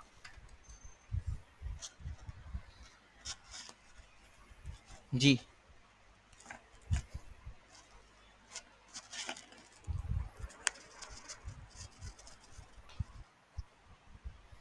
ओनली जनरल कंटेंट, कैसे ओनली जनरल कंटेंट, इसको एक्सप्लेन करो। अच्छा, नहीं, इस सिनेरियो में भी हमने हमारे पास यही आउटपुट आएगा, ओनली व्यू। क्यों? क्योंकि अब देखते हैं हम टाइप चेकिंग को। अगर आपके पास दो इक्वल हो ना, जब दो इक्वल साइन लगे हो तो वो सिर्फ वैल्यू को चेक करता है। लेकिन अगर आप यहाँ पे तीसरा इक्वल साइन भी लगा दो तो वो वैल्यू के साथ साथ टाइप को भी चेक करेगा। ओके, जैसे यहाँ आते हैं, एक वेरिएबल लेते हैं, वेरिएबल x इक्वल टू 3। अब मैं x इक्वल टू 3 को मैं अगर चेक करूँ 3 के साथ तो मेरे पास ट्रू आ रहा है। लेकिन अगर मैं x इक्वल टू 3 करूँ तो भी ट्रू आ रहा है। लेकिन अगर मैं जैसे ही इस एक इक्वल के एक और इक्वल डाल दूँ तो अब क्या होगा कि वो इस सिनेरियो में फॉल्स हो गया। क्यों? क्योंकि जो मैंने ऊपर टाइप डिफाइन की थी वो स्ट्रिंग की थी और यहाँ पे मैं किसके साथ चेक कर रहा हूँ, नंबर के साथ। तो अगर मुझे टाइप भी मतलब बहुत प्रॉपर चेक करना है तो मैं क्या होगा कि मैं तीसरा इक्वल भी लगा दूंगा ताकि वो वैल्यू के साथ साथ टाइप को भी चेक करे। समझ आई ये वाली बात कि, कि अब अगर मैं इसको रिफ्रेश करूंगा तो अब मेरा ओनली जनरल कंटेंट आएगा। क्यों? क्योंकि यहाँ पे कौन सी टाइप डिफाइन की हुई है, स्ट्रिंग की, और यहाँ पे कौन सी चेक करवा रहा हूँ, नंबर की। तो क्या होगा कि यहाँ पे फॉर एग्जाम्पल हम इसे एक काम करते हैं, सपोज करते हैं कि ये वैल्यू कहीं बैकएंड से आ रही है तो इसको मैं नंबर में कन्वर्ट कर देता हूँ। अब अगर मैं रिफ्रेश करूँ तो क्या गलती कर दी, रिफ्रेश नहीं करना चाहिए था। अब तो आउटपुट आ गया, ओनली व्यू ही आउटपुट आएगा। चलो भाई, क्लियर हो गई ये वाली चीज़, समझ आई इफ एल्स की कंडीशन सारी प्रॉपर है। इफ एल्स की कंडीशंस कोई चीज़ ऐसी, और ये भी देख लिया करो कि अगर रिकॉर्डिंग ऑफ हुआ करे तो मुझे रिमाइंड करा दिया करो। ओके, अब हम चलते हैं फंक्शंस की तरफ। जैसे फॉर एग्जांपल ये मेरा console डॉट लॉग है, तो बेसिकली ये क्या है कि बिहाइंड द सीन जावास्क्रिप्ट ने एक फंक्शन बनाया हुआ है, जो फंक्शन मेरा जिसका नाम है लॉग। तो वो कहीं पे रखा होगा जावास्क्रिप्ट ने, तो वहां से फंक्शन कॉल हो जाता है। अब अगर हमें अपना कोई फंक्शन बनाना है तो सबसे पहला तरीका होता है हम फंक्शन का कीवर्ड लिखते हैं, उसके आगे फंक्शन का कोई भी नेम, जैसे मैं बोलूँ ABC, आगे हम देंगे ये दोनों ब्रैकेट्स और फिर ब्लॉक स्कोप। मीन्स ये हुआ। अगर नहीं करना ऐसे तो सिंपल फंक्शन लिखो, दूसरी वाली जो फंक्शन स्टेटमेंट है इस पर क्लिक करो, वो आपको फंक्शन ऑटोमेटिकली लिख के दे देगा। इधर से आके अपनी मर्जी से कोई भी नाम दे दो, जैसे प्रिंट नेम। आगे अभी फिलहाल पैरम्स हटा दो, पैरम्स की ज़रूरत नहीं है। यहाँ आते हैं log, this is JS class. हाँ जी, ये हो गई जेएस क्लास। अब मुझे बताओ कोई, क्या मैं, बल्कि बताओ नहीं ना, ये अब बताना। मैंने रिफ्रेश किया तो मेरे पास तो कोई आउटपुट नहीं आया भाई। क्यों नहीं आया आउटपुट, ये बता सकता है कोई मुझे कि मैंने ये प्रिंट की स्टेटमेंट लेकिन मेरे पास आउटपुट नहीं आया, क्यों नहीं आया? बहुत बेसिक सा सवाल है, ज़्यादा टाइम नहीं लगेगा इसमें, बताओ लेकिन। हाँ जी, समझ आई है कि ये बात कि ये आउटपुट क्यों नहीं आया? मैं एक्सप्लेन करूँ। बेसिकली हमने फंक्शन बनाया तो है, लेकिन फंक्शन को कॉल ही नहीं किया। जैसे ये लॉग का फंक्शन, अगर आप यहाँ आओ, सिर्फ आप ये अगर ओनली जनरल कंटेंट यहाँ ऐसे लिख दो और यहाँ आके अपने ब्राउज़र पे चलो और रिफ्रेश करो, तो क्या ओनली जनरल कंटेंट आ रहा है? नहीं आ रहा। आपको लॉग के फंक्शन को कॉल करना पड़ रहा है ना भाई। तो इसी तरह ये जो आपने फंक्शन बनाया है, इस फंक्शन को कॉल करो। फंक्शन को कॉल कैसे करते हैं? फंक्शन का नेम और आगे यही ब्रैकेट्स लगा दो और रिफ्रेश करोगे तो आपका फंक्शन कॉल हो गया। ये था आपका फंक्शन। अब जो काम आप यहाँ पे कर रहे थे, यही पूरी इफ एल्स स्टेटमेंट उठाओ भाई, यहाँ से इसको कॉपी करो, लेके जाओ, यहाँ रखो इसके अंदर, इसको अनकमेंट करो, इसको फैक्टर करते हैं। अच्छा जी, अब बेसिकली जो काम हम बाहर कर रहे थे वो काम क्या होगा? अगर मैं यहाँ से फंक्शन ना कॉल करूँ और रिफ्रेश करूँ तो मेरा कुछ भी नहीं होगा, लेकिन जैसे ही मैं इसको रिफ्रेश करूँगा तो मेरा वही वाला ओनली व्यू वाला आउटपुट आ गया। वो जो मैंने पूरी लॉजिक बाहर डिस्कस की थी उसको मैंने एक पीस ऑफ कोड में कन्वर्ट कर दिया, फंक्शन बना दिया, ताकि मैं फॉर एग्जांपल ये चीज़ मुझे 10 जगह यूज़ करना है, ये कोई एक ऐसा फंक्शन है जो मैंने 10 जगह अपने प्रोग्राम में यूज़ करना है, तो क्या होगा भाई कि मैं उसे 10 जगह बार बार ये चीज़ लिखने के बजाय मैं एक ही जगह, जहाँ 10 जगह मुझे चाहिए होगा, मैं ये फंक्शन कॉल कर दूंगा। क्लियर? तो ऐसे हम लोग बनाते हैं फंक्शन। अब चलते हैं फंक्शन के बाद हम हमारी इफ़ एल्स। अच्छा, फंक्शन लिखने के और भी तरीके होते हैं, तो वो भी देख लेते हैं हम पहले। जैसे फॉर एग्जांपल आपने ये फंक्शन बनाया, ये आपने फंक्शन कॉल कर दिया ना। सबसे पहले देखते हैं, मैं फंक्शन कॉल करने से पहले अगर मैं एक वेरिएबल बनाऊं तो मैं बोलता हूँ फंक्शन कॉल, और इसके आगे मैं ये प्रिंट वाला जो नाम था, प्रिंट नेम, इसको यहाँ पे रख देता हूँ। तो अब बताओ भाई क्या आउटपुट आएगा मेरे पास? अगर मैं ब्राउज़र को रिफ्रेश करूँ तो क्या मेरे पास आउटपुट आ जाएगा या नहीं आएगा? मैं रिफ्रेश करता हूँ तो मेरे पास एक मिनट, ये यहाँ से, ओके, ये मेरे पास यहाँ पे फंक्शन जो है वो कॉल हो चुका है, तो मेरे पास आउटपुट आ गया। लेकिन अगर मैं लॉग करूँ यहाँ पे, और कौन सा log? F N call. F N call को अगर मैं लॉग करूँ तो मेरे पास देखो अनडिफाइंड आया। क्यों अनडिफाइंड आया? मैंने तो इस फंक्शन को इस वेरिएबल में स्टोर किया था, लेकिन यहाँ पे मेरे पास अनडिफाइंड आ रहा है। क्या कोई ये बात मुझे बता सकता है? देखो, अगर आप लोग इंटरेस्ट शो करोगे तो ही मैं इस तरह करूँगा कि आप लोगों से सवाल पूछूंगा, वरना मैं खुद ही इसे एक्सप्लेन करके आगे चला जाऊँगा, क्योंकि आप लोग प्रॉपर मुझे जवाब देते नहीं हो, तो फिर मेरा टाइम ज़ाया होता है उसमें। अगर इंटरेस्टेड हो तो मैं इस चीज़ को देखता हूँ, डिटेल में जाता हूँ, वरना मैं उसी तरह फिर प्रॉपर नॉर्मल बता दूंगा कि ये किस वजह से आउटपुट जो है वो अनडिफाइंड आ रहा है। हाँ जी, बताओ। आई थिंक दैट कि मुझे इसको प्रॉपर मैं जनरल बता देता हूँ कि भाई देखो, आपका जो फंक्शन होता है ना, जब आप फंक्शन को कॉल करते हो तो उसकी एक रिटर्न टाइप होती है। जैसे ये लॉग है, लॉग के ऊपर मैं रखता हूँ, तो इसकी क्या है रिटर्न टाइप? यहाँ पे उसने लिखी हुई है वॉइड। तो अगर मैं अपने फंक्शन पे होवर करता हूँ तो यहाँ पे भी एक वॉइड आ रहा है, लेकिन अगर मैं यहाँ, लेकिन मैंने इस फंक्शन में से कुछ रिटर्न नहीं किया। फंक्शन का काम होता है रिटर्न करना। तो मैं जैसे अगर यहाँ से आके रिटर्न कर दूँ 1, रिटर्न 1 कर दूं, और अब अगर मैं रिफ्रेश करूं तो देखो यहाँ पे मेरे पास क्या है, 1 आ गया। विच मीन्स कि इस फंक्शन को जब मैंने कॉल करके इस वेरिएबल में रखा, तो जो ये फंक्शन रिटर्न कर रहा होगा वो वैल्यू आके यहाँ पे स्टोर हो जाएगी और वही यहाँ पे प्रिंट हो जाएगी। अच्छा जी, अब अगर मैं यहाँ पे इसको ऐसे कर दूं तो क्या होगा? मैं जब इसको रिफ्रेश करूंगा तो देखो मैंने क्या किया, पूरा function, instead of function call, function call में क्या होता है, फंक्शन का रिजल्ट मिलता है। ओके, फंक्शन का रिजल्ट, लेकिन मैंने अब की बार में क्या किया था, पूरा फंक्शन ही उसके हवाले कर दिया था। तो यहाँ पे क्या हुआ कि मेरा एफ एन जो है वो ऐसे आ गया। लेकिन अगर मैं इसके यहाँ पे ऐसे कर दूं तो मेरे पास दोनों आउटपुट आ गए। क्यों? क्योंकि मैंने फंक्शन को इसमें स्टोर किया, तो ये मेरी फंक्शन वेरिएबल, फंक्शन कॉल का वेरिएबल बन गया। देखो ये भी एफ एन कॉल का के आगे देखो पूरा वो एक फंक्शन लिखा हुआ आ रहा है, तो ये ऐसे भी कर सकते हैं। इसी तरह फंक्शन डिफाइन करने का एक और तरीका होता है, और वो तरीका कुछ होता है भाई, जैसे आप यहाँ आओ, वेरिएबल, इन दोनों को ज़रा सी देर के लिए हम यहाँ पे कमेंट करते हैं, क्योंकि मुझे कोई और नाम यहाँ पे एफ एन कॉल ही रखना है। F N call is equal to function, और यहाँ से आप नेम हटा दो और यहाँ रखो log 1। ये पेरेंट्स को हटा दो ज़रा सी देर के लिए यहाँ से, और यहाँ लॉग करो एफ एन कॉल। ओके, अब मैं रिफ्रेश करूंगा तो मेरा पूरा फंक्शन जो है वो क्या हुआ, यहाँ पे आ गया। लेकिन मैं जैसे ही फंक्शन को कॉल करूंगा तो क्या होगा कि मेरे पास वन और अनडिफाइंड आएगा। वन और अनडिफाइंड क्यों? क्योंकि मैंने यहाँ से कुछ रिटर्न नहीं कराया। या तो मैं क्या करूँ कि इस फंक्शन को डायरेक्टली यहाँ से ऐसे आके इधर कॉल कर दूँ और ये लॉग हटा दूँ, तो ये मुझे सिर्फ वन आउटपुट देगा। अनडिफाइंड क्यों दे रहा है? क्योंकि मेरे फंक्शन के अंदर से कुछ रिटर्न नहीं हुआ हुआ। अगर मैं यहाँ से आके रिटर्न के तौर पे यहाँ से कोई कोई वैल्यू रिटर्न कर दूँ, तो ये देखो वो रिटर्न वैल्यू भी यहाँ से आ गई। Okay, clear? अब हम आते हैं कि ये हमारा एक और तरीका होता है फंक्शन को लिखने का, which is called fat arrow function. तो ये होता है हमारी जनरल फंक्शन का सिंटेक्स, जो हमारा जनरल तरीका होता है फंक्शन का। इसे हम कहते हैं फंक्शन एक्सप्रेशन। ये जो हमने ये वाले जो दो किए थे, ये कहते हैं फंक्शन एक्सप्रेशन।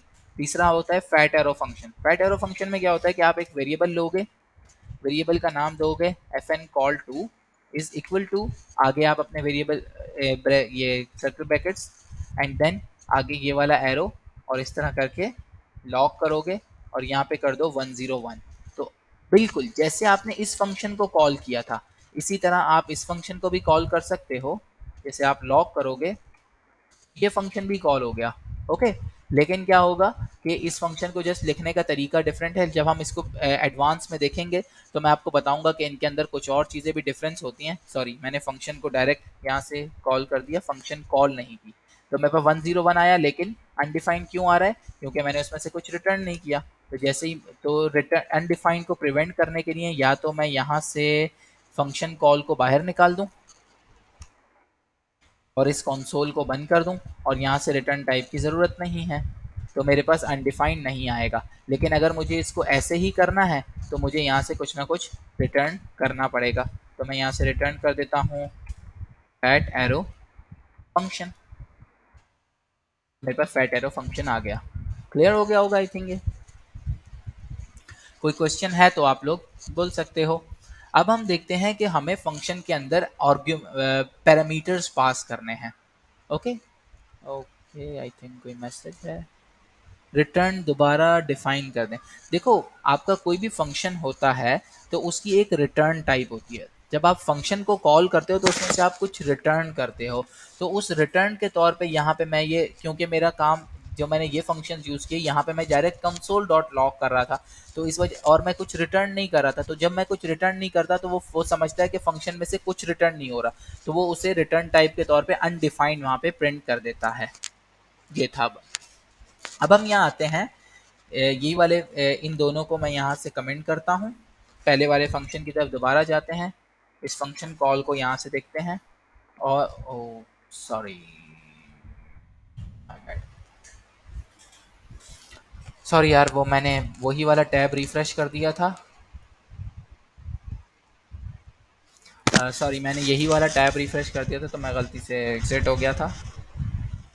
यहाँ आते हैं, यही फंक्शन पे दोबारा आते हैं। अब सपोज करो कि ये जो आपके दो वेरिएबल हैं, which is type and is logged in, ये आपके पास यहाँ पे डिफाइंड नहीं है। सही है, इसका आपकी फंक्शन कॉल से कोई ताल्लुक नहीं है। ओके, यहाँ आते हैं। यहाँ पे आपको क्या है, आपको पता है कि इज़ लॉग्ड इन आपका एक वेरिएबल है या फंक्शन का पैरामीटर है, और टाइप भी आपके फंक्शन का एक पैरामीटर है। सही है भाई। फिलहाल थोड़ी देर के लिए इन दोनों को कमेंट कर देते हैं। अब अगर मैं इन्हें कॉल करूं, क्या अगर आप लोग जवाब दोगे तो मैं जस्ट 2 मिनट 2 सेकंड वेट करूंगा कि इस सिनेरियो में मेरे पास क्या आउटपुट आएगा। यहाँ पे 89 लाइन में मेरे पास क्या आउटपुट आएगा, क्योंकि फंक्शन की जो कॉल है वो कह रही है कि मुझे दो वेरिएबल चाहिए, लेकिन यहाँ से मैंने दो वेरिएबल नहीं दिए। तो क्या कोई बता सकता है इस सिनेरियो में क्या आउटपुट आएगा? Okay, I think you are not interested, तो मैं इसको रिफ्रेश कर देता हूँ। तो क्या हुआ कि ओनली जनरल कंटेंट, क्यों? क्योंकि मैं अगर यहाँ आऊँ तो इन दोनों को मैं अगर यहाँ से कॉपी करके कंसोल करूँ तो इन दोनों की वैल्यू मेरे पास अनडिफाइंड है। तो मेरे पास logged in user undefined which means false. तो ये क्या होगा कि तीनों सिनेरियो मेरे फेल हो जाएंगे और यहाँ से क्या होगा, ये इस जगह पे आके जो है वो मेरा यहाँ पे इस स्टेटमेंट में आ जाएगा, तो ये जनरल कॉल हो जाएगी। लेकिन मैं इन दोनों को यहाँ से ओपन करता हूँ, ओके जी। और ये जो टाइप की सॉरी अच्छा, इसके सीक्वेंस मैटर करती है। पहला इज लॉग्ड इन है तो मुझे पहला इज लॉग्ड इन ही देना पड़ेगा। नाम आप कुछ भी रख सकते हो, नाम से कोई फर्क नहीं पड़ता। चाहो तो आप यहाँ पे डायरेक्ट वैल्यू पास कर दो विच इज 3, और दूसरी जो है आपकी वो क्या है, सॉरी पहली आप कर दो ट्रू और दूसरी आप कर दो यहाँ से टू, ट्रू और टू। अब अगर आप रिफ्रेश करोगे तो एक मिनट, इस वाली स्टेटमेंट को बंद करो कंसोल को, अब आ जाओ यहाँ से आओ। तो आपका क्या है, all action are allowed except delete. क्यों? क्योंकि आपका लॉग्ड इन ट्रू है, लेकिन आपका यूज़र कौन सा है, आपका यूज़र जो है वो टाइप 2 का है। तो मैंने यहाँ पे ये किया।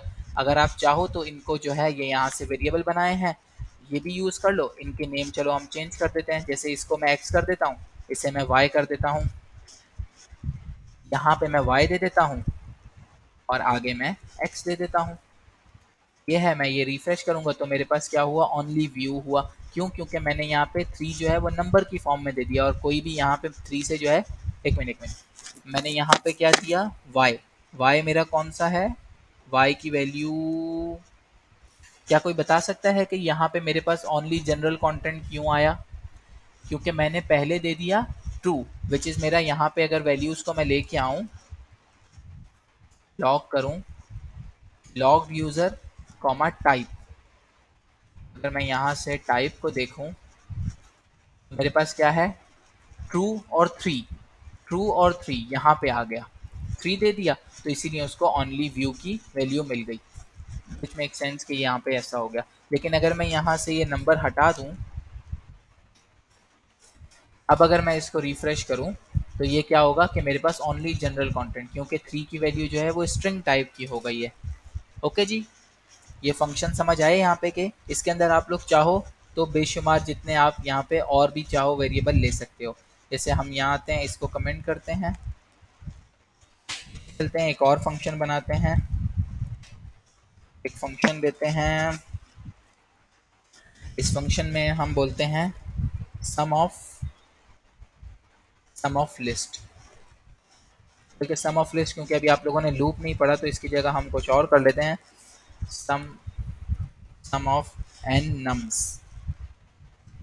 तो यहाँ पे आ जाओ, जैसे N1, N2, N3, N4, N5, N6, N7, जितने दिल करे यहाँ पे ले लो। लेकिन एक अच्छा फंक्शन वो होता है जिसमें बहुत लो लेस नंबर ऑफ पैरामीटर्स हों, और यहाँ से आप रिटर्न करा दो। रिटर्न क्या कराओगे, N1 plus N2 plus N3 plus N4 plus N5 plus N6 plus N7, जितने दिल करे आप यहाँ पे ले लो।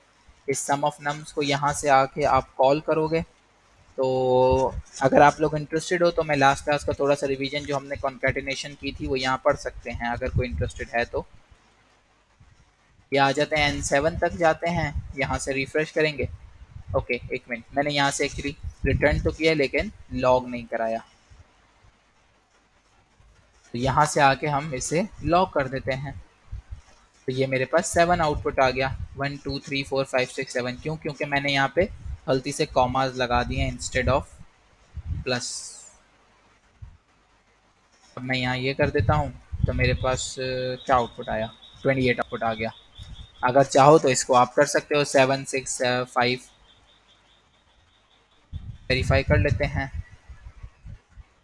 7 plus 6 plus 5 plus 4 plus 3 plus 2 plus 1, 28। तो इस तरह आपकी मैथमेटिकल एक्सप्रेशंस बन गई। चाहो तो इसको यहाँ आके मल्टीप्लाई कर दो, मल्टीप्लाई करोगे तो ये एक बड़ा नंबर बन गया। तो इसको अगर हमें वेरीफाई करना है तो कैसे करेंगे वेरीफाई, यार पता नहीं इसमें कैलकुलेटर में फैक्टोरियल होता है या नहीं होता, तो ये बेसिकली 7 का फैक्टोरियल बन गया है। साइंटिफिक में होगा आई थिंक 7 फैक्टोरियल, ओके। क्योंकि मैंने 7 को जो है सीक्वेंस से मल्टीप्लाई करा दिया, 7 को 6 से रिजल्ट को इस तरह करके ये सारा मेरा हो गया। तो इस तरह करके आपके पास ये होते हैं फंक्शन। अब ये बताओ किसी को यहाँ तक जो समझ आई है तो हम आगे चलें। कोई क्वेश्चन, किसी को कोई चीज़ ना समझ आई हो? जी। फंक्शन का आप कोई भी नेम रख सकते हो, लेकिन याद रखना कि जब आप फंक्शन को कॉल करोगे तो उसी नेम से कॉल करोगे। लेकिन फंक्शन के पैरामीटर्स के अंदर आप जो नेम रख रहे हो उनको यूज़ तो उसी नेम से करते हो, लेकिन जब आप फंक्शन को कॉल करोगे तो आप चाहो तो वहाँ डायरेक्टली वैल्यू पास कर दो, कोई रेफरेंस वेरिएबल पास कर दो, ये आपके ऊपर डिपेंड करता है कि आप क्या करते हो वहाँ पे। ओके। ओके जी, अब हम चलते हैं, अगली चीज़ हमारे पास है स्विच केस जावास्क्रिप्ट।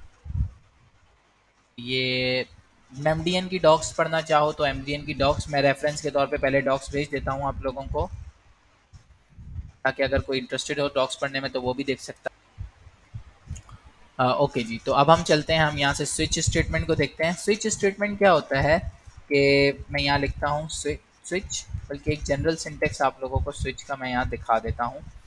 ये थी मेरी स्विच। स्विच केस ऐसे आया कि स्विच में क्या होता है कि आपके पास केसेस होते हैं। जैसे इफ एल्स में क्या होता था कि आपके पास इफ एल्स, एल्स इफ होती है, इस तरह इसमें केसेस होते हैं। अगर आपका कुछ भी नहीं होता तो डिफॉल्ट केस होता है। जैसे हम क्या करते हैं यहाँ पे बोलते हैं स्विच के अंदर जो आपकी होती है, फॉर एग्जांपल वैल्यू, आप यहाँ पे वैल्यू को बोल दो 1 और बोल दो केस 1, और यहाँ पे बोल दो लॉग 1 1 कर दो। पहले ये वाला देखते हैं, बहुत बेसिक सा है, इसका आउटपुट देखते हैं। यहाँ रिफ्रेश करते हैं तो 1 आ गया। अच्छा एक काम करें, यहाँ भी लॉक करके देखते हैं कुछ, क्या पता हम लॉक करें तो यहाँ से भी आउटपुट आ जाए। लेकिन मैंने रिफ्रेश किया तो नहीं आया। लेकिन मैं जैसे ही स्विच के अंदर यहाँ पे वैल्यू को 2 करूँगा, अब मेरे पास क्या हुआ, क्योंकि जो मैंने केस बनाया था उस केस के अंदर तो वैल्यू नहीं आई, मेरे स्विच में वैल्यू क्या मिली 2। और स्विच इज लाइक, ऐसे समझ लो कि आपकी जो इफ एल्स होती है उसका फंक्शनल केस है। ओके। इसमें क्या हो रहा है कि आपने एक स्विच का एक फंक्शन है, उस फंक्शन के अंदर आपने एक वैल्यू पास की। अगर वो वैल्यू इनमें से जिस केस में लाई करेगी तो वहां जाएगी, अदरवाइज डिफॉल्ट में जाएगी। अगर आप डिफॉल्ट को हटा दो तो मैं यहाँ रिफ्रेश करूँ तो मेरे पास कुछ भी आउटपुट नहीं आएगा। तो इट्स सेम लाइक कि आपके पास जो हो, आपने अपनी एल्स स्टेटमेंट हटा दी, आप सिर्फ इफ पे काम कर रहे हो। ये आप कर लो यहाँ से। इसके अंदर ज़रूरी नहीं है कि आपका एक ही केस हो, आप यहाँ पे मल्टीपल बेशुमार केसेस अपने स्विच के लिए बना सकते हो। जैसे यहाँ आते हैं, यहाँ पर आप एक केस बना दो 2 के लिए, या रिफ्रेश करो तो आपका 2 आ गया। अच्छा जी, अब एक काम करते हैं, इसको हम बोलें ऐसे चेक करें। हाँ भाई, अब बताओ कोई बता सकता है कि इस सिनेरियो में क्या होगा, कि मैंने केस के अंदर जो वैल्यू दी थी वो तो ये वाला 2 दिया था, लेकिन यहाँ पे मैंने ये वाला 2 दे दिया। क्या कोई बता सकता है इस सिनेरियो में क्या होगा? ज़्यादा वेट नहीं करूँगा मैं आउटपुट दिखा दूंगा, क्योंकि आप लोग मेजोरिटी आउटपुट को ही इंटरेस्ट हो देखने में। तो हम इसको चल के डिफ़ॉल्ट में जाने की वजह बता सकते हो क्या होगा?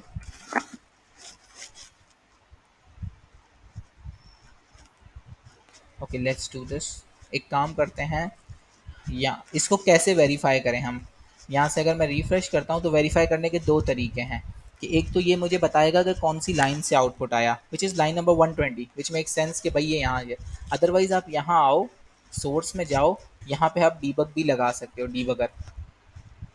डीबगर को अभी हमने इतना ज़्यादा डिटेल में देखा नहीं है, तो अभी फ़िलहाल डीबगर की चाहो तो ज़रूरत नहीं है। लेकिन इसको अगर मैं यहाँ से चेंज करूँ तो ये देखो कि यहाँ पे मेरे पास अब की बार में जो आउटपुट आएगा, आउटपुट 2 आएगा, लेकिन अब की बार इंस्टेड ऑफ 120 आउटपुट आ रहा है 116 से। Okay clear? तो ये, हाँ बिल्कुल। रिपीट के लिए क्या कर देता हूँ मैं आपको, एक काम करते हैं, स्विच स्टेटमेंट दोबारा से करते हैं। स्विच में क्या होता, अच्छा आपको पूरा स्विच स्टेटमेंट रिपीट करूँ या सिर्फ ये वजह जो पर्टिकुलर सिनेरियो था ये रिपीट करूँ? स्विच का पूरा देखो, जैसे आपको इफ एल्स स्टेटमेंट होती है ना, इसी तरह आपकी स्विच स्टेटमेंट होती है। स्विच में क्या होता है, सबसे पहले आप स्विच का वर्ड लिखते हो, उसके आगे आप एक वैल्यू देते हो। सपोज करो स्विच का एक फंक्शन है, उसमें अंदर आप एक वैल्यू दे दी, उसके बाद आपके शुरू होते हैं केसेस। जी, जैसे केस के अंदर आप वैल्यू यूज करते हो, जैसे फॉर एग्जांपल ये 1 हो गई, उसके बाद आप आओगे यहाँ बोलोगे लॉक कर दो 1।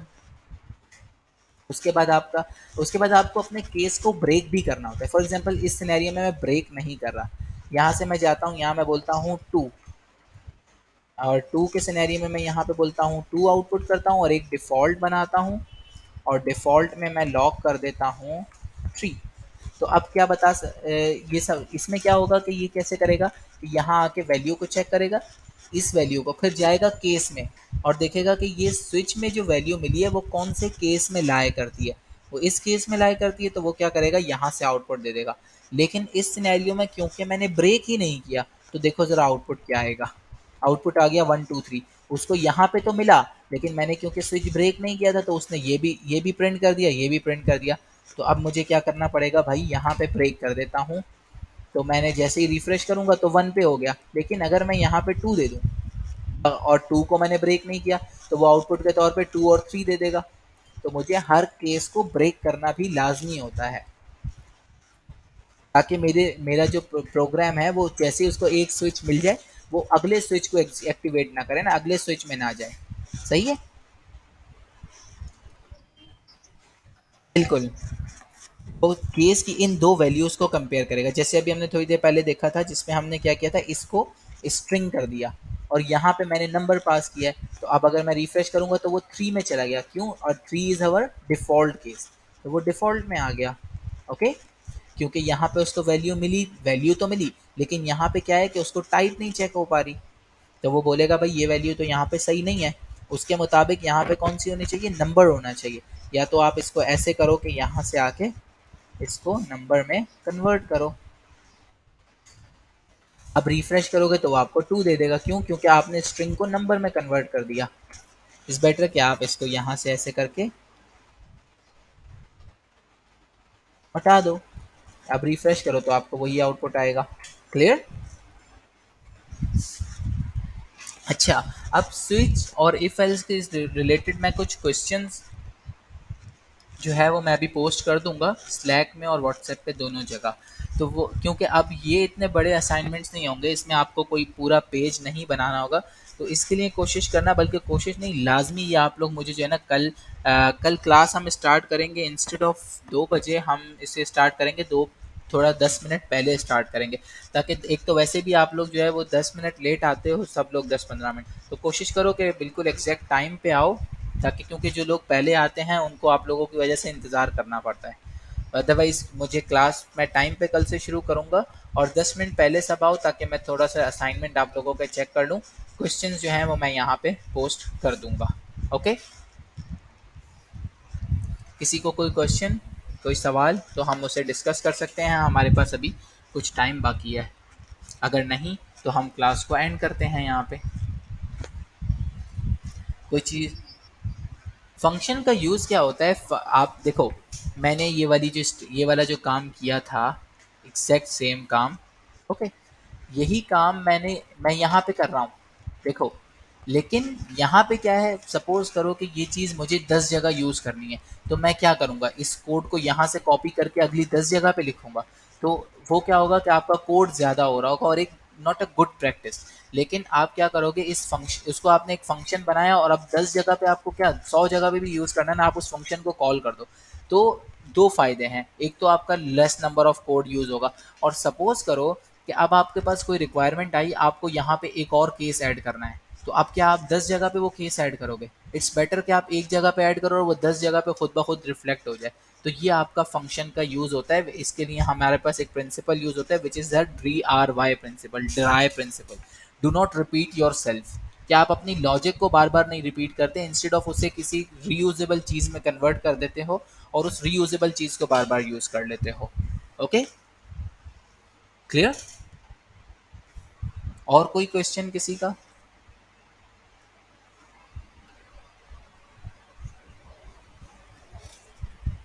रिटर्न क्लियर नहीं हुआ अभी, वुड लाइक टू स्पीक। हाँ हाँ बोलो, अगर कोई बोलना चाहता है तो बोलो भाई। रिटर्न, रिटर्न क्लियर नहीं हुआ। देखो रिटर्न आपका जो भी फंक्शन होता है उसके अंदर से आप कुछ ना कुछ रिटर्न कर रहे होते हो। रिटर्न मीन्स कि आप वापस कर रहे दे रहे होते हो, उसमें से कुछ चीज़ को आउटपुट थ्रो कर रहे होते हो। अगर आप तो इसलिए हम at the end of function हम कोई रिटर्न की वैल्यू यूज करते हैं। ओके, तो आप वहाँ पे आपको चाहो तो अपने आउटपुट की वैल्यू को रिटर्न कर दो या कोई भी वैल्यू आप वहाँ पे रिटर्न कर दो। तो हर फंक्शन की एक आउटपुट एक रिटर्न टाइप होती है। तो एट द एंड जब आप फंक्शन को कॉल करते हो तो उसमें से वो वैल्यू रिटर्न हो रही होती है। और कोई क्वेश्चन किसी का?